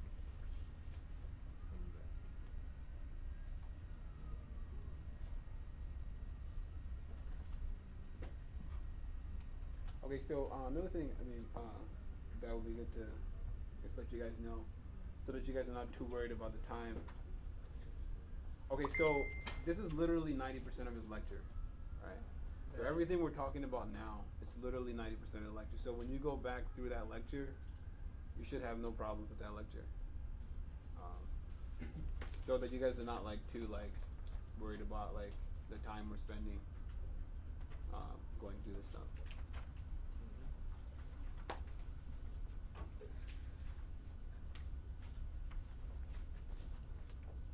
What about the rapamycin part in his research? Yeah, we're gonna talk about that. That was kind of dumb to me. It's like I don't want to hear about what you're doing in the lab. Yeah, we're definitely gonna talk about that. You're not important, sir. At one point he said you don't need to know this. The rapamycin? Really? No, like he was just talking about like About his His research? research, about his yeah. research, yeah. Yeah, you don't care about. Yeah. Wait, so He even told us to stop taking, that we don't have to take notes anymore. Yeah. Oh, wait, with the rapamycin? Yeah, with his research stuff, but the rapamycin, it might be. I think you have to know the rapamycin. You just don't have to know the graphs. Because he had a couple of graphs on there. Like, know the random draft. Yeah, just be like familiar with it. so Okay. This publication, and go like, yeah, I taught at Howard College of It Medicine. had good results. Okay, so are you guys set? Are you guys set? Yep, So we can got it. get back. Okay, so this is the thing, right? So we kind of went through the process of how we're doing this stem cell transplantation, right? Ensuring HLA matching, preparing the host, obtaining the bone marrow cells from the donor, putting the bone marrow stem cells into the patient, right? Then when the donor cells gets into the patient, right, then they're gonna have positive and negative effects, right? So the thing is, what we want to do is, how can we manipulate those positive and negative effects? How can we manipulate it? And so the way we can manipulate it is by looking at those T cells, right? Because it's those T cells. Okay, so let's see here. Go ahead. Okay. So these T cells, right? It's these T cells that are literally like, they're affecting graft rejection. They're affecting the leukemic effect and the graft versus host disease effect, right? So this is mainly the place where we're going to be focusing our targeting, and we're going to kind of like we're going to be manipulating the transplantation, and then kind of affecting which one of these that we're getting, the positive or negative. So essentially, what we can do is to indiscriminately focus on the T cells, meaning like we're not being selective. We're not selecting for the CD4 positive T cells or the CD8 positive T cells. So basically, if we have a transplant from a donor and we keep all the T cells in the transplant, right? If we keep all the T cells in the transplant, then the first thing is that we're going to have less graft rejection. Why would we have less graft rejection? If we keep all the T cells, why would we have less? Sorry. Okay, who wants to answer, please? So it's at the. Okay, go ahead. Because the donor T cells keeping recipient's T cells from rejection. Okay, that's right. Okay, so if we kept the T cells in the transplant, right, that would reduce the graft rejection. We would have less graft rejection, right? And it would actually lead to more graft versus host disease, right? So this is bad. What was her reasoning? What was her reasoning? So essentially, the host T cells, the host CD8 positive T cells, are the ones that are rejecting the graft, right? So when we keep the T cells in the donor transplant, those T cells will actually attack the host T cells that would attack the graft. And so that's why it would lead to less graft rejection. Okay, yeah, no problem. Okay, so again, remember, we're being indiscriminate about this. We're being indiscriminate. We're keeping all of the donor T cells, all right? So if we keep all the donor T cells, we're gonna have less graft rejection. We're gonna have more graft versus host disease, which is bad. We don't want that, right? If we increase these guys, or if we keep these guys here, we're gonna have more graft versus host disease because that's what they do. They attack the host like cells, right? And then we would have more graft versus the leukemic effect, which is actually good. So basically, these are the things that could possibly happen if we keep the T cells in that transplant that we're giving to the host, right? But now, if we remove the T cells, right, then we will get a reverse of what's up here, right? So you guys already know that, so I don't really need to go over that. Okay, so this is indiscriminate, right? We're not discriminating against the T cells. We're just keeping all the T cells, and this was actually worked out I believe this was worked out in a mouse. We worked this out in a mouse or something. And this is just showing you that. Okay, so in this case here, what we have here is we have an HLA matched allo bone marrow transplant. And the bone marrow is unmanipulated. That means that the T cells are still present, right? The T cells are there. Right, so they're present. Okay, so in this case here, right, the T cells are present, but in this case here, the T cells are depleted, right? So now what we said that the T cells, they're going to be fighting against the leukemia, right? So in this case here, because the T cells are present, the leukemia is going to be less than over here because the T cells are absent. Because the T cells are absent here, then that would mean that we would have more leukemia because we don't have any T cells that are fighting against the leukemia. Right?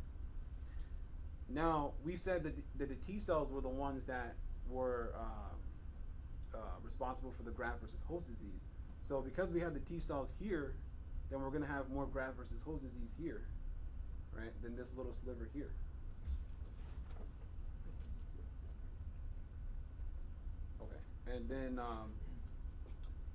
Okay, and then the last thing would be the graft rejection, right? So if we have the T cells in this case, right?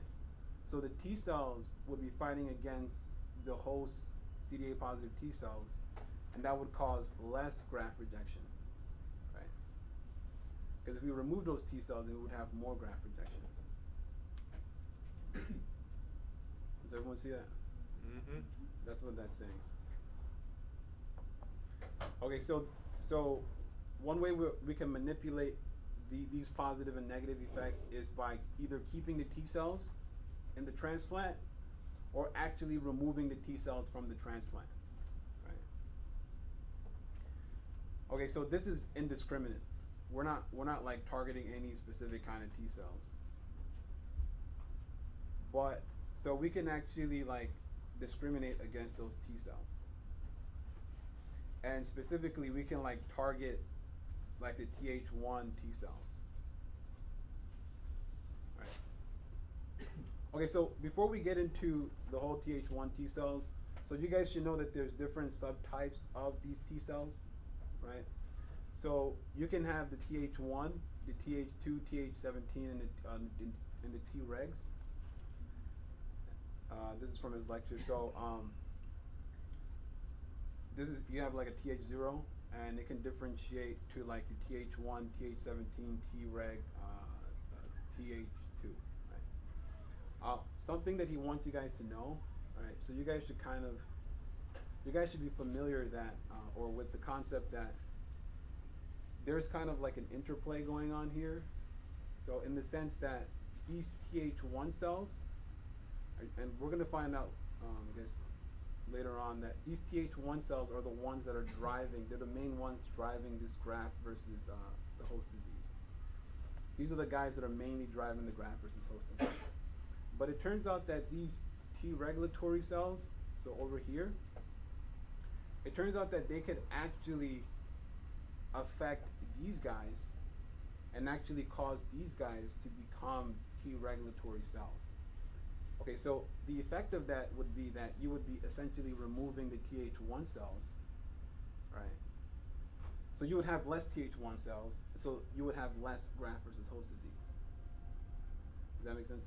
And then another thing is that, so the Treg cells can become T17 cells via IL-6.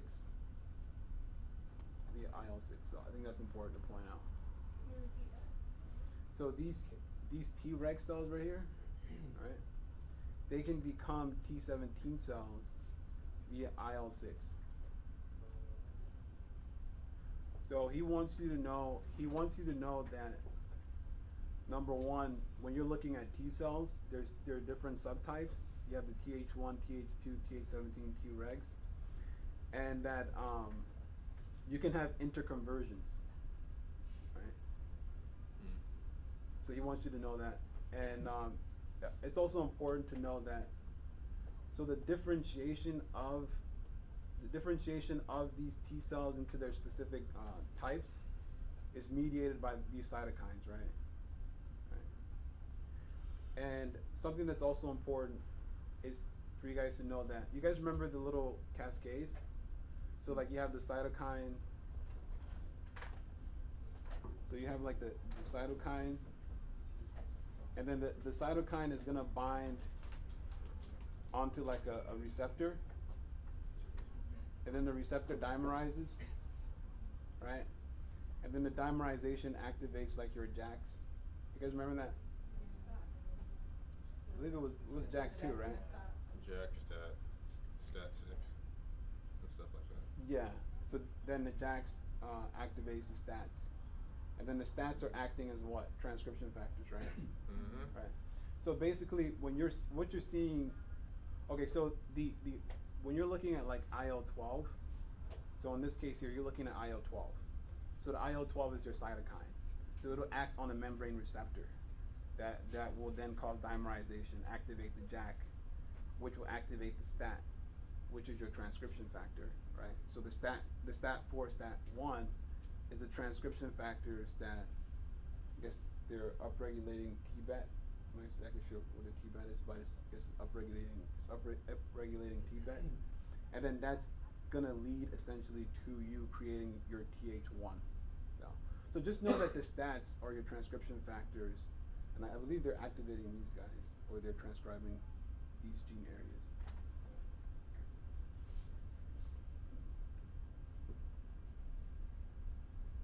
So do we need to know the entire pathway? I don't think you need to know the entire pathways, but just have an idea of this of the stat leading to the transcription of specific genes that leads to the production of that cell type.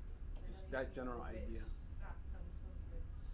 I don't think you really need to know that detail.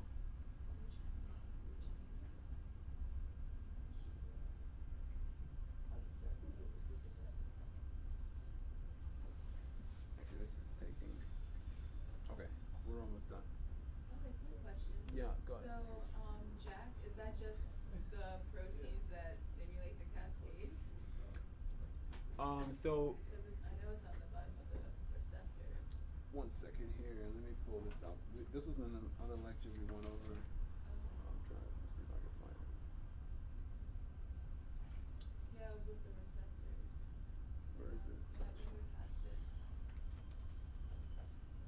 Yeah, there it is. I think I might have better one. there. Okay. Okay, so basically what we're saying is you're gonna have like cytokines, right? So you have your cytokine. So this would be like your, interleukin 2, 4, whatever, right? Mm-hmm.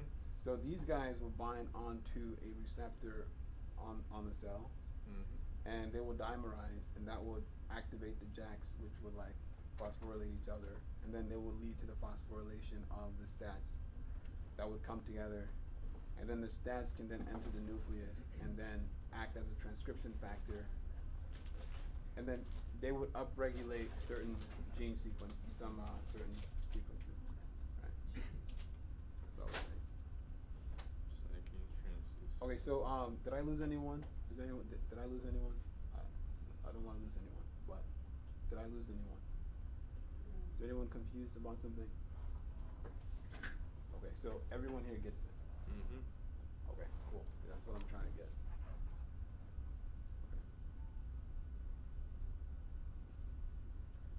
Okay, cool. That's for chemokines? Okay, so just know that the T helper cells differentiates into these different subtypes.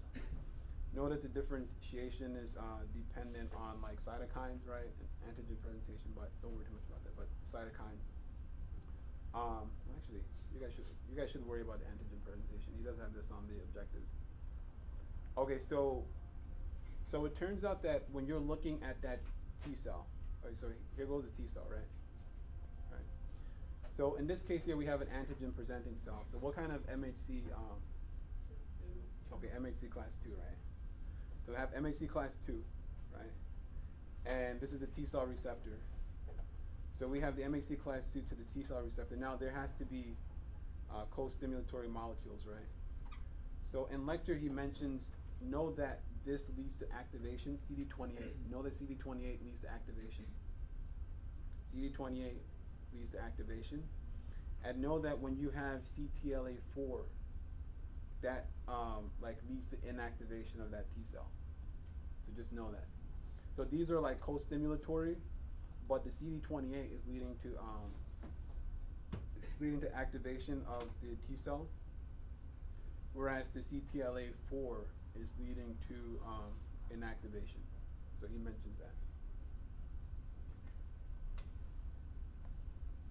Okay, so remember, right? What was the inactivation one? Sorry. The inactivation one is CTLA4.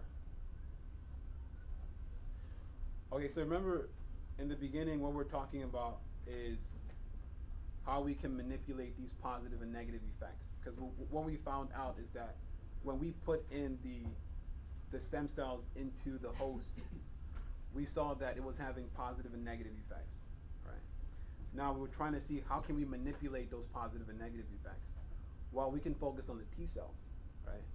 Now, what we can do is we can keep the T cells there, and that will lead to a certain effect. Or we can remove the T cells, then that will lead to another effect.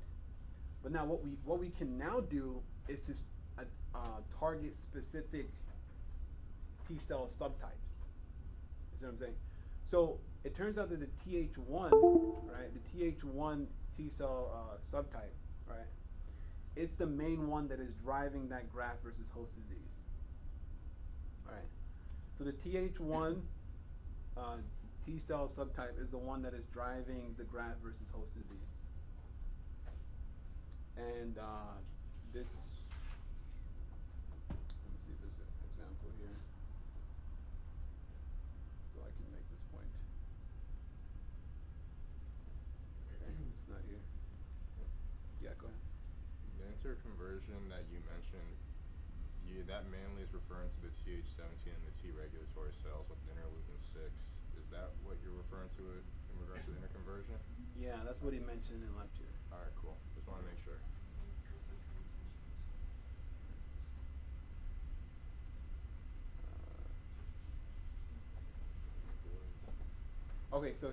Here, so acute graft versus host disease type 1 immune response. All right, in this case here in this box, what we're seeing is what?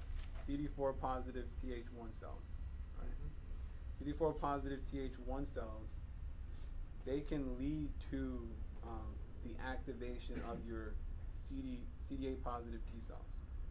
So it turns out that in the same way that you have subclasses of your as your T cells, you have subclasses of, okay, let me see how. Okay, the same way you have subclasses of your CD4 positive T cells. So the CD4 positive T cells, you can have Th1, Th2. You can also have subclasses of your CD8 positive T cells. And the ones that he mentions is TC1 and TC2.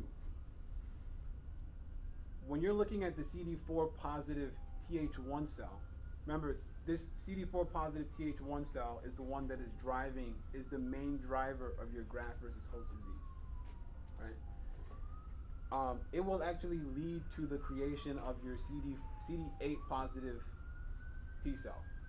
And then this CD8 positive T cell will then secrete TNF alpha and interleukin alpha. These are your inflammatory agents, right?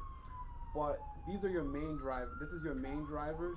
It's the main drivers of your graft versus host disease. I have a question. Is the slide saying that it's using IL-2 to become CD8, or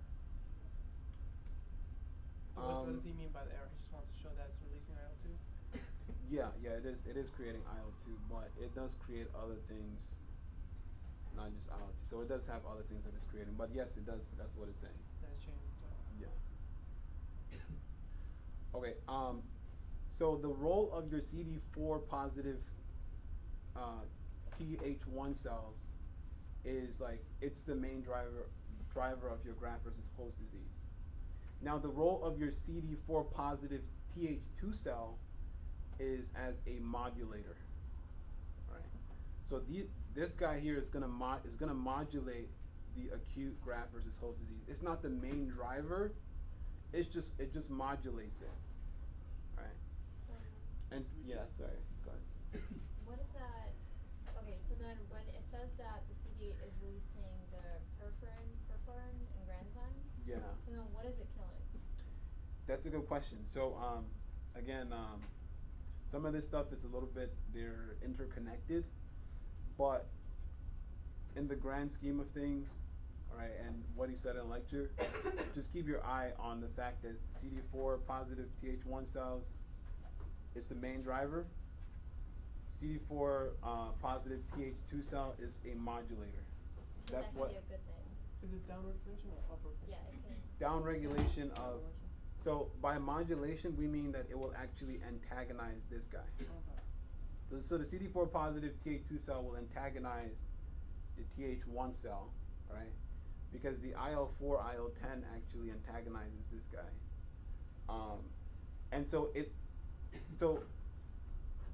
there's a couple things that it does, and it can affect this guy. So it can recruit this guy to become Th2. That's what he said in lecture.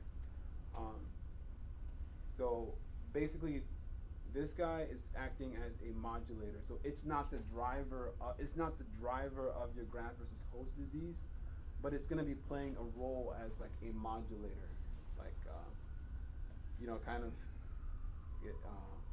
bringing it down, So like as a modulator. I have a question. Could the diagram beside that one that we just went through with the This one right here. yeah. Should we know what that enhanced plasticity zone is? Which the one? area that says enhanced plasticity zone. This right here. Yeah. Is there something significant about this? Yeah, I'm not sure what it's referring to. Did anyone get anything from lecture about what he was referring to? Yeah. Well, I think he was just saying that it can change. It's not the exact science about which one it is. Yeah. Because it has high plasticity. So you mean like because it just changes all over the place and they don't really know what it is? Something like that? Well, it could be either one of them. Okay. I'm not 100% sure about it, but So it's not that important yeah. for the exam. I mean, I did remember seeing something like that on the objectives, if I'm not wrong. I did remember something like that on the objectives.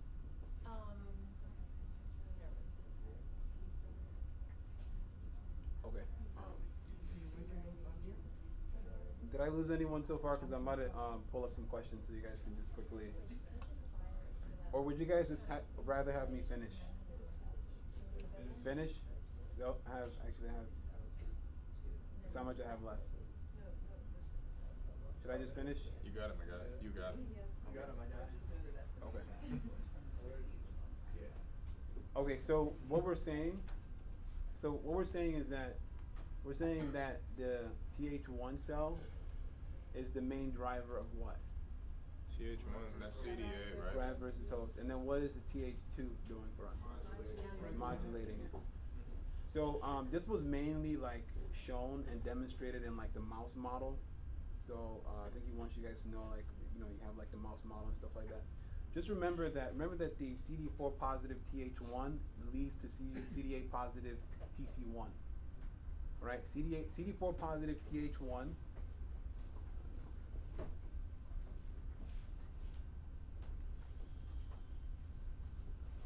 okay. So CD4 positive Th1 leads to CD8 positive TC1. Right? CD4 positive Th2 leads to CD8 positive TC2. Right? Just know these connections, right? Now, okay, this is the mouse model. Right? This is the mouse model. Okay, so this is just proving that the Th1 cells actually mediate the graft versus the host disease. Right? Okay, so what happened is that they, I guess when they did the stem cell transplant in the mouse or whatever, I'm just trying to see if I can explain this. So basically, when they used primarily Th1, or actually, I guess when they upregulated the Th1 cells in the mouse, so the mouse that they transplanted the bone marrow to, when they upregulated the Th1 cells, what they found out is that the mouse actually died after 10 days. And why did it die after 10 days? Because it was suffering from severe acute, right? Acute. Mm-hmm. Why? Because it's less than 100 days, right? Mm-hmm. Graft versus host disease. Mm-hmm. Okay. Now, but when they upregulated the Th2s, right, the mouse actually lived.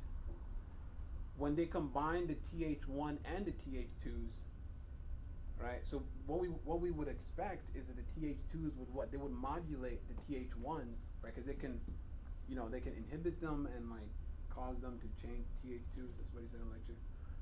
And so then the mouse wouldn't like die all the way. So basically the idea is that in the mouse model it was proven that the Th1 is driving the severe acute graft versus host disease, and then when you put in the Th2 cells, it was having a modulatory effect. It was modulating it, and that's what this was showing. And then he had some pictures. All right, so when you're thinking of TC1, so TC1 is what? That's the CD8 positive T cell that goes with what? All T cells? Th1, right? Oh, CD. Right, Th1, right? And Th1 was driving what? What was Th1 driving? Graft Versus host disease. graft versus host disease, right? So graft versus host disease, acute graft versus host disease, what is it attacking? That's attacking the gut, the liver, and the skin. Okay, so it's attacking the gut, the liver, and the skin. Okay, now this is taken from the mouse, and this is what? This is the skin, day 13, right? Day 13 would be acute, right? Because chronic would be what? 100 plus. 100 plus, right? To years, right? Wait, is that Sorry, go ahead. greater than or equal to 100? Oh, you guys are, okay, so. Because that one question from the last exam threw me off. They put it right at the border, so I didn't know what to do. I mean, I'm just going off the slides. I mean, yeah. I see where you're coming from, man. I mean, I don't think it's that serious, but. It's probably not. I just wanted to make sure. Yeah, that would be a little bit. That would be a trick question. They gave it to you. It would be a trick question, though. Did they have a question like that? Like exactly like that? At 95% of BMI, that threw me off. Oh, but they won't do that to you on here. Yeah. It's not even fair. It's different. Exactly. But it threw me off. So, like, looking at that, we're just supposed to know, like, less inflammation Less information for which one? for the TC2. Perfect. That's right. Like, you're supposed to know that. Yeah, there's less inflammation. There's less attack going on. So typically, you know, if you have a whole bunch, you're secreting a whole bunch of cytokines and like you're activating macrophages and all these kind of things, you're gonna be getting like scar tissue and stuff because your body will be trying to repair and like damage tissues and stuff. So you get like a whole bunch of scar tissue and stuff. So basically, what this is showing is that you're having graft versus host disease occurring more here than here when you have the TC2s, right? Because the TC2s would be corresponding to which ones? That's corresponding to TH2. TH2s, right? And what were TH2s doing for us? Modulating. They're modulating, right? So again, this is what was proven. Do you have a question? No. So this is what was demonstrated in the mouse model. Right. Okay. Okay, so we said TH2 cells will modulate the graft versus host disease. How are they modulating the graft versus host disease?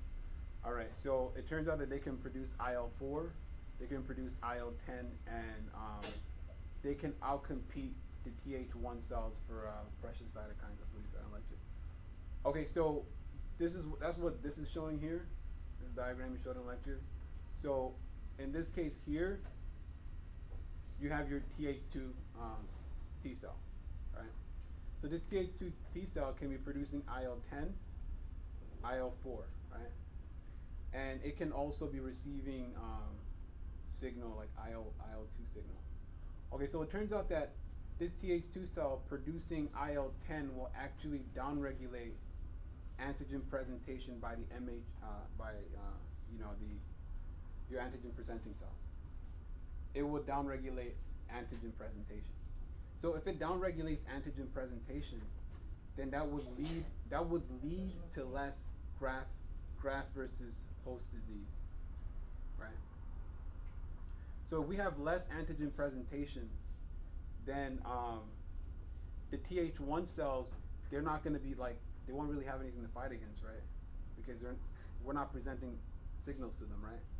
That's how it's modulating, right? So it produces IL-10, then it's inhibiting these guys, and then these guys can't present any signals to the Th1 cells. So it's like the Th1 cells are not really doing anything because they're not receiving any signals. Then the IL-4 that's produced by the Th2, which he said, so basically what he said in lecture was that the IL-4 will kind of convert these guys or make them to become more like the Th2 like cells. That's what he said in the lecture. And then so another thing is that the Th1 cells also depend on IL-2 for like their own like I guess like replication and differentiation. But when you have the Th2 cells present, the Th2 cells would also be using the IL-2. So that means that there's less IL-2 for the Th1 cells, so you have less proliferation of the Th1 cells. So then that would be modulating the graft versus host disease. So the fact that you have the Th2 cells, that's how they're modulating the graft versus, the intensity of that graft versus host disease. Does everyone see that? Yes? Okay, so then another thing that he mentioned is that, so it turns out that not just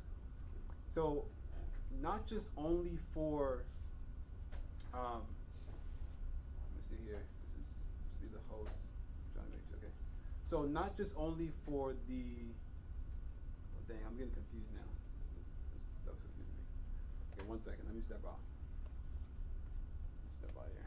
Some of this stuff is a little bit convoluted. Okay.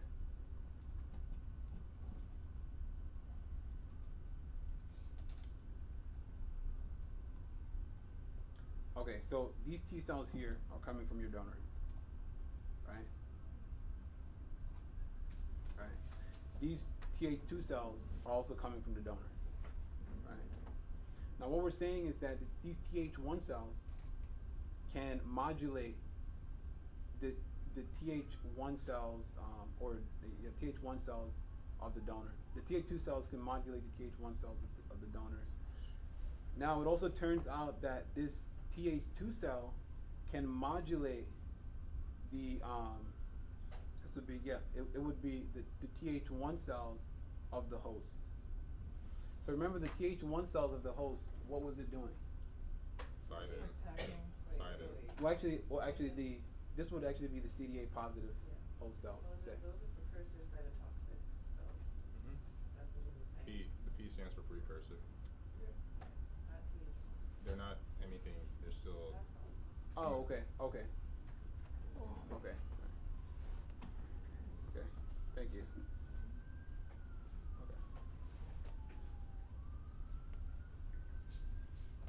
Are they the ones that are attacking the graft? No, it's like they don't know, they haven't really differentiated yet. So the IL-4 kind of pushes up towards that Th2, TC2 like characteristics. Okay, so what we're trying to look at here is But this. I thought the cytotoxic, lymphocytes, I thought that was CD8. Oh, those are precursors, so they're like not. They're not They're not developed mature yet. Like they haven't decided what they want to be yet. I mean, that's just what he was saying in lecture. But, I don't really fully understand the process. no, I was like to explain it, but Okay, are you guys straight? Are you guys I hadn't even thought about that. Sorry? You were gonna make a connection with Yeah. Sorry. Okay, so you guys good? Good. Okay, so essentially here, okay, so this is what we're looking at here. So this CD8 positive T cell, cytotoxic T cell, it's going to be attacking the graft. So when we're looking at that Th2 cell, the Th2 cell, we're saying that it's modulating the graft versus host disease. And the way it's modulating the graft versus host disease is it's going to be affecting the Th1 cell, right? It's going to be affecting Th1. So it turns out that this Th2 can also affect this cytotoxic T cell of the host cytotoxic T cell through IL-4, right? But through IL-4, oh my God, I'm saying some stupid stuff. Okay, so through IL-4, all right, IL-4, this guy here, all right, it will actually be antagonizing these guys, and it will actually be causing these guys to become, it will be causing them to not like attack the graft essentially. They would be less able to attack the graft. Man, I'm saying some stupid stuff today. And stuff is just there's so many ILs and 4s and 5s and 6s and 8s and. So right now, is this part of his research or is this like something I can find in textbook? Are you talking about like what I'm talking about now? Yeah. Okay, so so like the stuff I'm telling you like right now is like his objectives. Like it's like literally his objectives I'm covering, and like it's literally his objectives. And then the other stuff like I can go through the slides and just like put the stuff in. Yeah. So I mean okay, so the lecture that I listened to was from like our year. So like I didn't listen to the lecture from you guys' year. So I mean I didn't really hear him talking about like his research like in our year, so yeah. Quick question, the PCTLR there because it wasn't a complete chemotherapy of the bone marrow, so they kept some of the PCTLs. Is that where it came from, or would it be there if you had a complete destruction of the bone marrow? Okay, that's actually a good question. So I mean, I guess the way you would kind of look at it is that you are, well, okay. So remember. Okay, so remember that there was two. Number one, starting off, when we're treating that host, right? So we can be like removing most of the stuff, or removing like some of the stuff. So, but at the end of the day, you don't like completely. You can't like wipe out every single thing, right? So you would still have something. Something left over. You'll still have something left over. And so that would be like the something that's left over. Right? Okay, so that's basically that for how the Th2 cells are modulating the graft versus the host disease. Just also know that in addition to the Th2 cells modulating the Th1 cells, the Th2 cells can actually modulate the cytotoxic T cells of the host.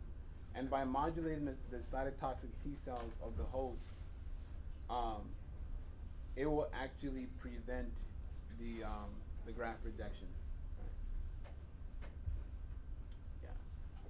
So this is just showing that this would inhibit it from actually antagonizing the CD34 hematopoietic stem cells, right? The CD34 hematopoietic stem cells, we said they were these guys right here, right? Mm-hmm. Okay, so we are almost home. Okay, so most of this stuff above here was like demonstrated on like a mouse model. So it turns out that the Th2 cells, it does reduce the graft versus host disease in the mouse model, but like in humans, it didn't really like work as well.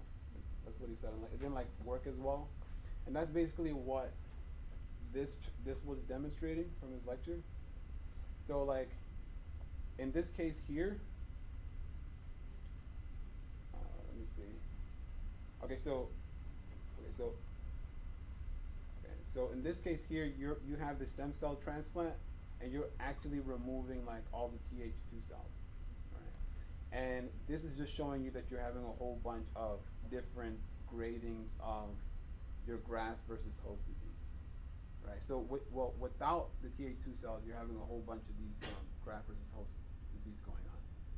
Now, when you add like 5, I don't know, M per kilogram, if you add a little bit of them, you can reduce the graft versus host disease.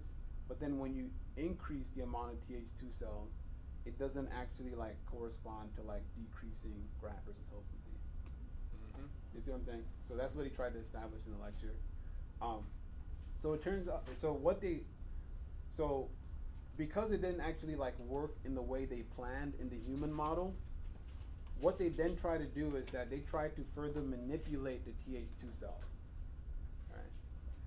So in the human model, right, when they put in more Th2 cells, they found out that it didn't really like correspond to reducing the graft versus host disease.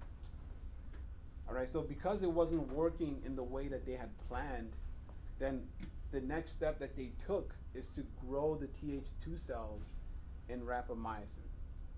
Right. So, do you guys remember what rapamycin was again? Mm-hmm. What's rapamycin?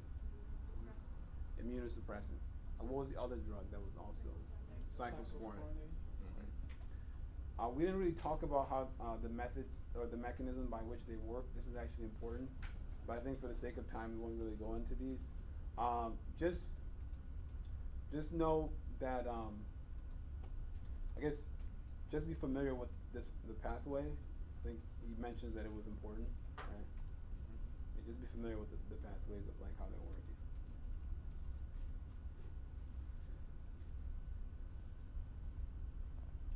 Okay, so if we're growing the Th2 cells in rapamycin, so we're growing them in a medium, right? It's a medium that is suppressing the immune system. So it's a harsh environment, right? So if those cells are able to grow in a harsh environment, they must be more robust, right? Mm-hmm. It would only make sense, right? Mm-hmm. If they're able to survive in an immunosuppressive condition, then that would mean that those Th2 cells they must be like robust. So it turns out that the rapamycin is going to be inducing autophagy or whatever. So it's like the cell will be eating itself or eating parts of itself. And the consequence of the cell actually eating itself or recycling parts of itself is that the Th2 cells are actually going to come out as being more robust. So they're going to be stronger, right? It's going to be harder for them to like undergo apoptosis and stuff like that. That's what he mentioned in the lecture. Let me see here. Why are they making them stronger again? Okay, so the main thing is that in the human model, they weren't able to demonstrate that like the more Th2 cells you put in, the less graft versus host disease you're able to prevent. Like there wasn't a correlation. There wasn't a good correlation. Mm-hmm. So in the mouse model, like what they were able to establish is that okay, so if you put in the Th2 cells, you would actually be preventing the graft versus host disease. So, right? Yeah. I'm sorry, what did you say? So what I'm saying is that okay, so in the mouse model, they were able to demonstrate that like the more Th2 cells you have, right? That's what they were demonstrating here, right? The more Th2 cells you have, then the better you're able to prevent the graft versus host disease. But in the human model, when they tried it out, it didn't really correspond. So they were trying to figure out what was wrong. You know what I'm saying? So they were trying to figure out like how could they make this to be more reflective of what they saw in the mouse model. And so what they tried to do from there is they tried to grow the Th2 cells in rapamycin and to see what would happen. If they grow the Th2 cells in rapamycin and then inject it into the host and then see if now we can reproduce the same thing. Mm-hmm. You see what I'm saying? So what they found out is that when they grew the Th2 cells in rapamycin, those cells came out being more robust. All right, so they were very powerful, and it turned out that the cells were so powerful that you didn't actually need a lot of chemotherapy to begin with. Remember, we're giving the chemotherapy to the host. Why? So why? That's right, to suppress the immune system. So why are we trying to suppress the immune system? So they don't reject that? So they don't reject the graft, right? Mm-hmm. But then we said that the donor T cells can actually attack. Okay, actually, let me go back here. Let me go back here.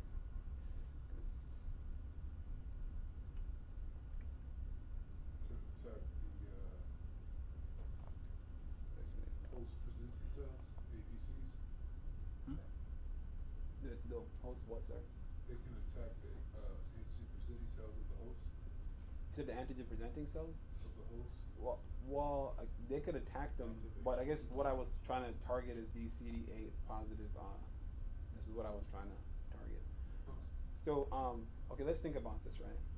So when you have the host and you subject them to chemotherapy, right? What you're trying to do is you're trying to weaken their immune system, so that when you do put in that graft, right, into the host, when you put the graft into that host, right? When you put the graft into the host, you don't want like the immune system of the host to immediately attack the graft, right? So that's why we want to weaken the immune system of the host. Okay, so what it turns out is that what we're trying to do in this method that we're talking about, rapamycin. So you have the Th2 cells, right? The CD4 positive Th2 cells, right? And they were very strong, right? So it turns out that these strong Th2 positive, T cells or whatever, they can actually attack this, right? So okay, the chemo is attacking this, but then this can also attack this. So if we're making this strong, then we might not need to use the chemotherapy to make this, like, to reduce this. Yeah. Because this, yeah, sorry, go ahead. Oh, sorry, I'm just gonna ask. So then, the rapamycin, the T-rapa cells, they're resistant to rapamycin. Is that what it is? The 'Cause Th2s. Yeah. The Th2s, yeah. So they're resistant to rapamycin. So does that mean that, like, how does that make them stronger? Because I thought. Yeah. Does that? Oh, never mind. Because remember, okay, so. Then they'll just proliferate and differentiate without. They have the same Okay. question too. Okay, so remember, okay, so imagine, right? Okay, so okay. Let's say that there's two people, right? So one of them lifts weights and the other one doesn't lift weights. Who would you expect to be stronger? Person that is lifting weights. Why? Because they're subjecting themselves to what? Harsh conditions. They're going to be stronger. Okay, so what we're saying is that when you have these Th2 cells, right? These Th2 cells, and we're saying they're mediating the graft versus host disease. So when you grow them in the rapamycin, we said the rapamycin was what? It was an immunosuppressive drug. They become resistant to it. If they become resistant to something that's supposed to damage them, then they're gonna have to be stronger. You understand what I'm saying? Like, I mean, like, if you overcome what's supposed to destroy you, I mean, you have to have something. You know what I mean? Like, you can't. I mean. Does the body normally sorry. try to destroy the CD4, or that doesn't happen? Destroy which one? With immune, does the body's immune system try to attack the CD4s by any chance? So I'm. Yes, does the donor. Oh, okay. So, I guess you can kind of see that as falling under graft rejection. So you mean like the host attacking the CD4s? So you can kind of see that it's going under like graft rejection, because that is essentially the graft. Because the graft would mean all this. Yeah. What stops it from, because these cells are stronger now, so what stops these CD4, CD8 strong cells from doing more graft versus host disease? Okay, remember, we're not focusing on all the T cells. We're focusing on the Th2s. The Th1s were the ones that are primarily driving the graft versus host disease. And then the Th2s were modulating it, and mainly they were bringing it down. So, but it turned out that in the human model, like the correlation of increasing Th2 cells and decreasing the graft versus host disease, like they weren't able to establish that. So they're like, why the hell is why is it not like piecing together? So they were trying to figure out what else could they do, manipulate, their procedures or whatever to get what they're looking for. And so what they tried to do is to now grow to make so they try to grow the Th2 cells in rapamycin and make them stronger to see what would happen. So that's what. So you're getting less graft rejection when you add the rapamycin instead of less graft versus host disease? That's what eventually happens. But I just wanted to establish here is that when you're giving the chemotherapy, you're trying to reduce these guys you're trying to like weaken the host immune system. But the thing is that these guys can also attack the host immune system. So what we're saying is that if you make these guys stronger, right? Because both of them, both the chemo and these T cells, they're going to be attacking the host immune system. But the idea is that if you make these guys stronger, then you don't have to use as strong of chemotherapy as you would normally use, because at the end of the day, you can still, you know, like get rid of the host immune system. Does that make sense? Mm-hmm. Okay, so it turns out that because we make these powerful, robust Th2 cells, right? We don't have to use like oh, this thing froze again.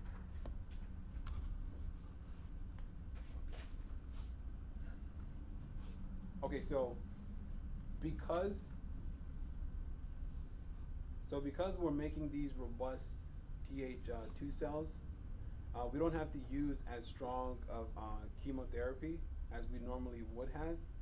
So what happens is that because we're using less chemotherapy, we're actually allowing for more chimerism, because we have more of the patient's immune system beginning off with, like we're beginning off with more of the patient's immune system, right?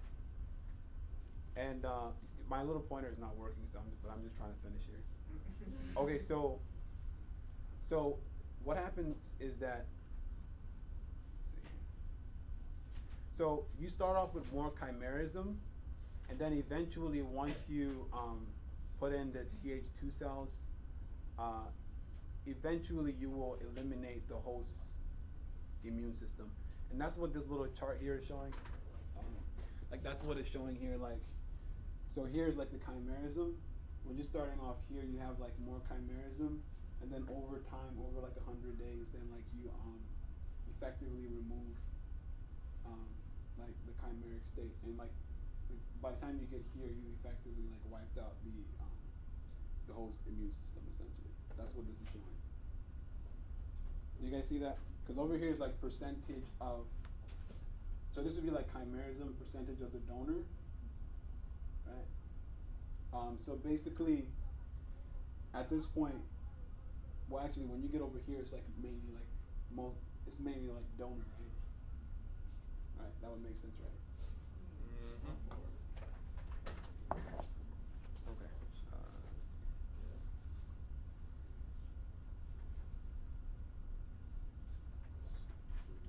Okay. And this here is just showing the rapamycin resistant T cells. So it's just showing like, you know, like how they're getting this resistance. They're becoming more anti-apoptotic. They're more permissive to polarity. Yeah, that's all that's saying.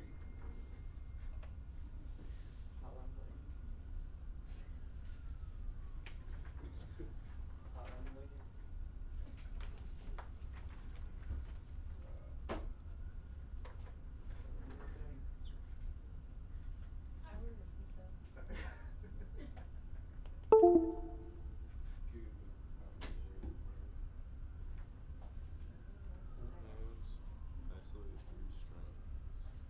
Isolated 3 strains. Happy birthday.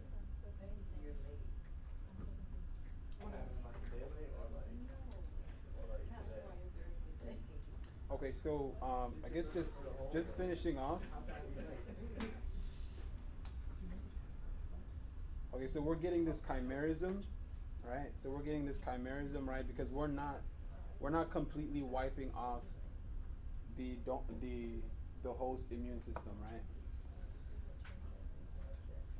Right? Are you guys still here? Mm-hmm. Yeah. Maybe? Physically, yes. Okay, so it turns out that it's actually good to have this chimerism and then inject these Th2 cells, because it actually leads to there's something about gradually removing the host immune system that is favorable. So gradually removing the host immune system. There's something about it that is favorable that actually reduces the graft versus host disease. There's something about it. That's what he mentions in class. And then the last thing that he mentioned is, okay, so when we grow these Th2 cells in rapamycin, they are more robust. But it turns out that if you like incubate them for 6 days instead of 12, they're even stronger. So then you would even like, they would actually be more effective, right, at reducing this. Plus, you don't have to use so much chemotherapy. So how would that be useful? So it would be useful because, you know, if you have an elder patient, like someone that's old, you know, you don't want to use too much chemotherapy on them, you know, like they can die and stuff like that. So you want to use like less chemo, and then what you want to do is that you want to use stronger Th2 cells, right? So what happened is that over the years, they're shifting from strong chemo to the strong T cells. And that's basically like that's literally his lecture. And then all this stuff is just supplementing. This is just showing how The application in real life. yeah, huh? Is this showing? Yeah, it's just showing the application. Like it's literally it's like reducing the tumor within 100 days when you have the Th2 wrap therapy. Where's the tumor located? Can I see it? Where's the tumor? Here it is right here. Alright. Oh, I see what you're saying. Okay, so that's basically Sorry, go ahead. You said that Th2 prevents the host CD8 T cells from attacking the CD34. It was like in the top. Yeah. This right here, right? Oh, so are you confused at like how it goes? The bottom part, I didn't catch. Okay, so I'm basically done. If you guys. Thank you so much. No problem.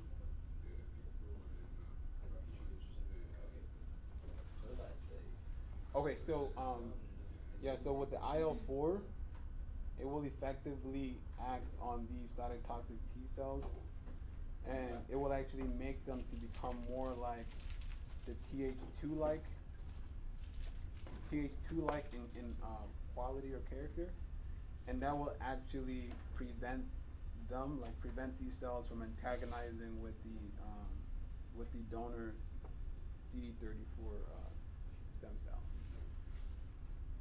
Right, because normally these guys would actually they will be antagonizing this guy, but because the IL-4 will actually change them and cause them to become more like Th2, then they can't antagonize this. Is that the same thing as the there's another. Is this the same thing as that? Yeah. So it's basically the same thing as this one right here. Yeah. So IL-4 kind of induces Th2 effects. Yeah. And actually, that's actually yeah. That's generally true. Yeah. That's true.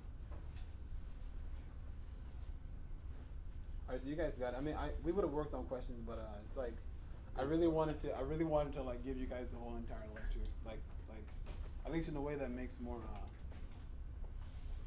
just kind of connecting the ideas. This question's out of scope, but are you still using the chemotherapy for the lymphoma or leukemia that you began with? Good choice for bringing Moses. Oh, for this one? Yeah, I'm gonna bring some of my. If you need help, I can help. I got the questions right. I just don't know what it's doing. It's not an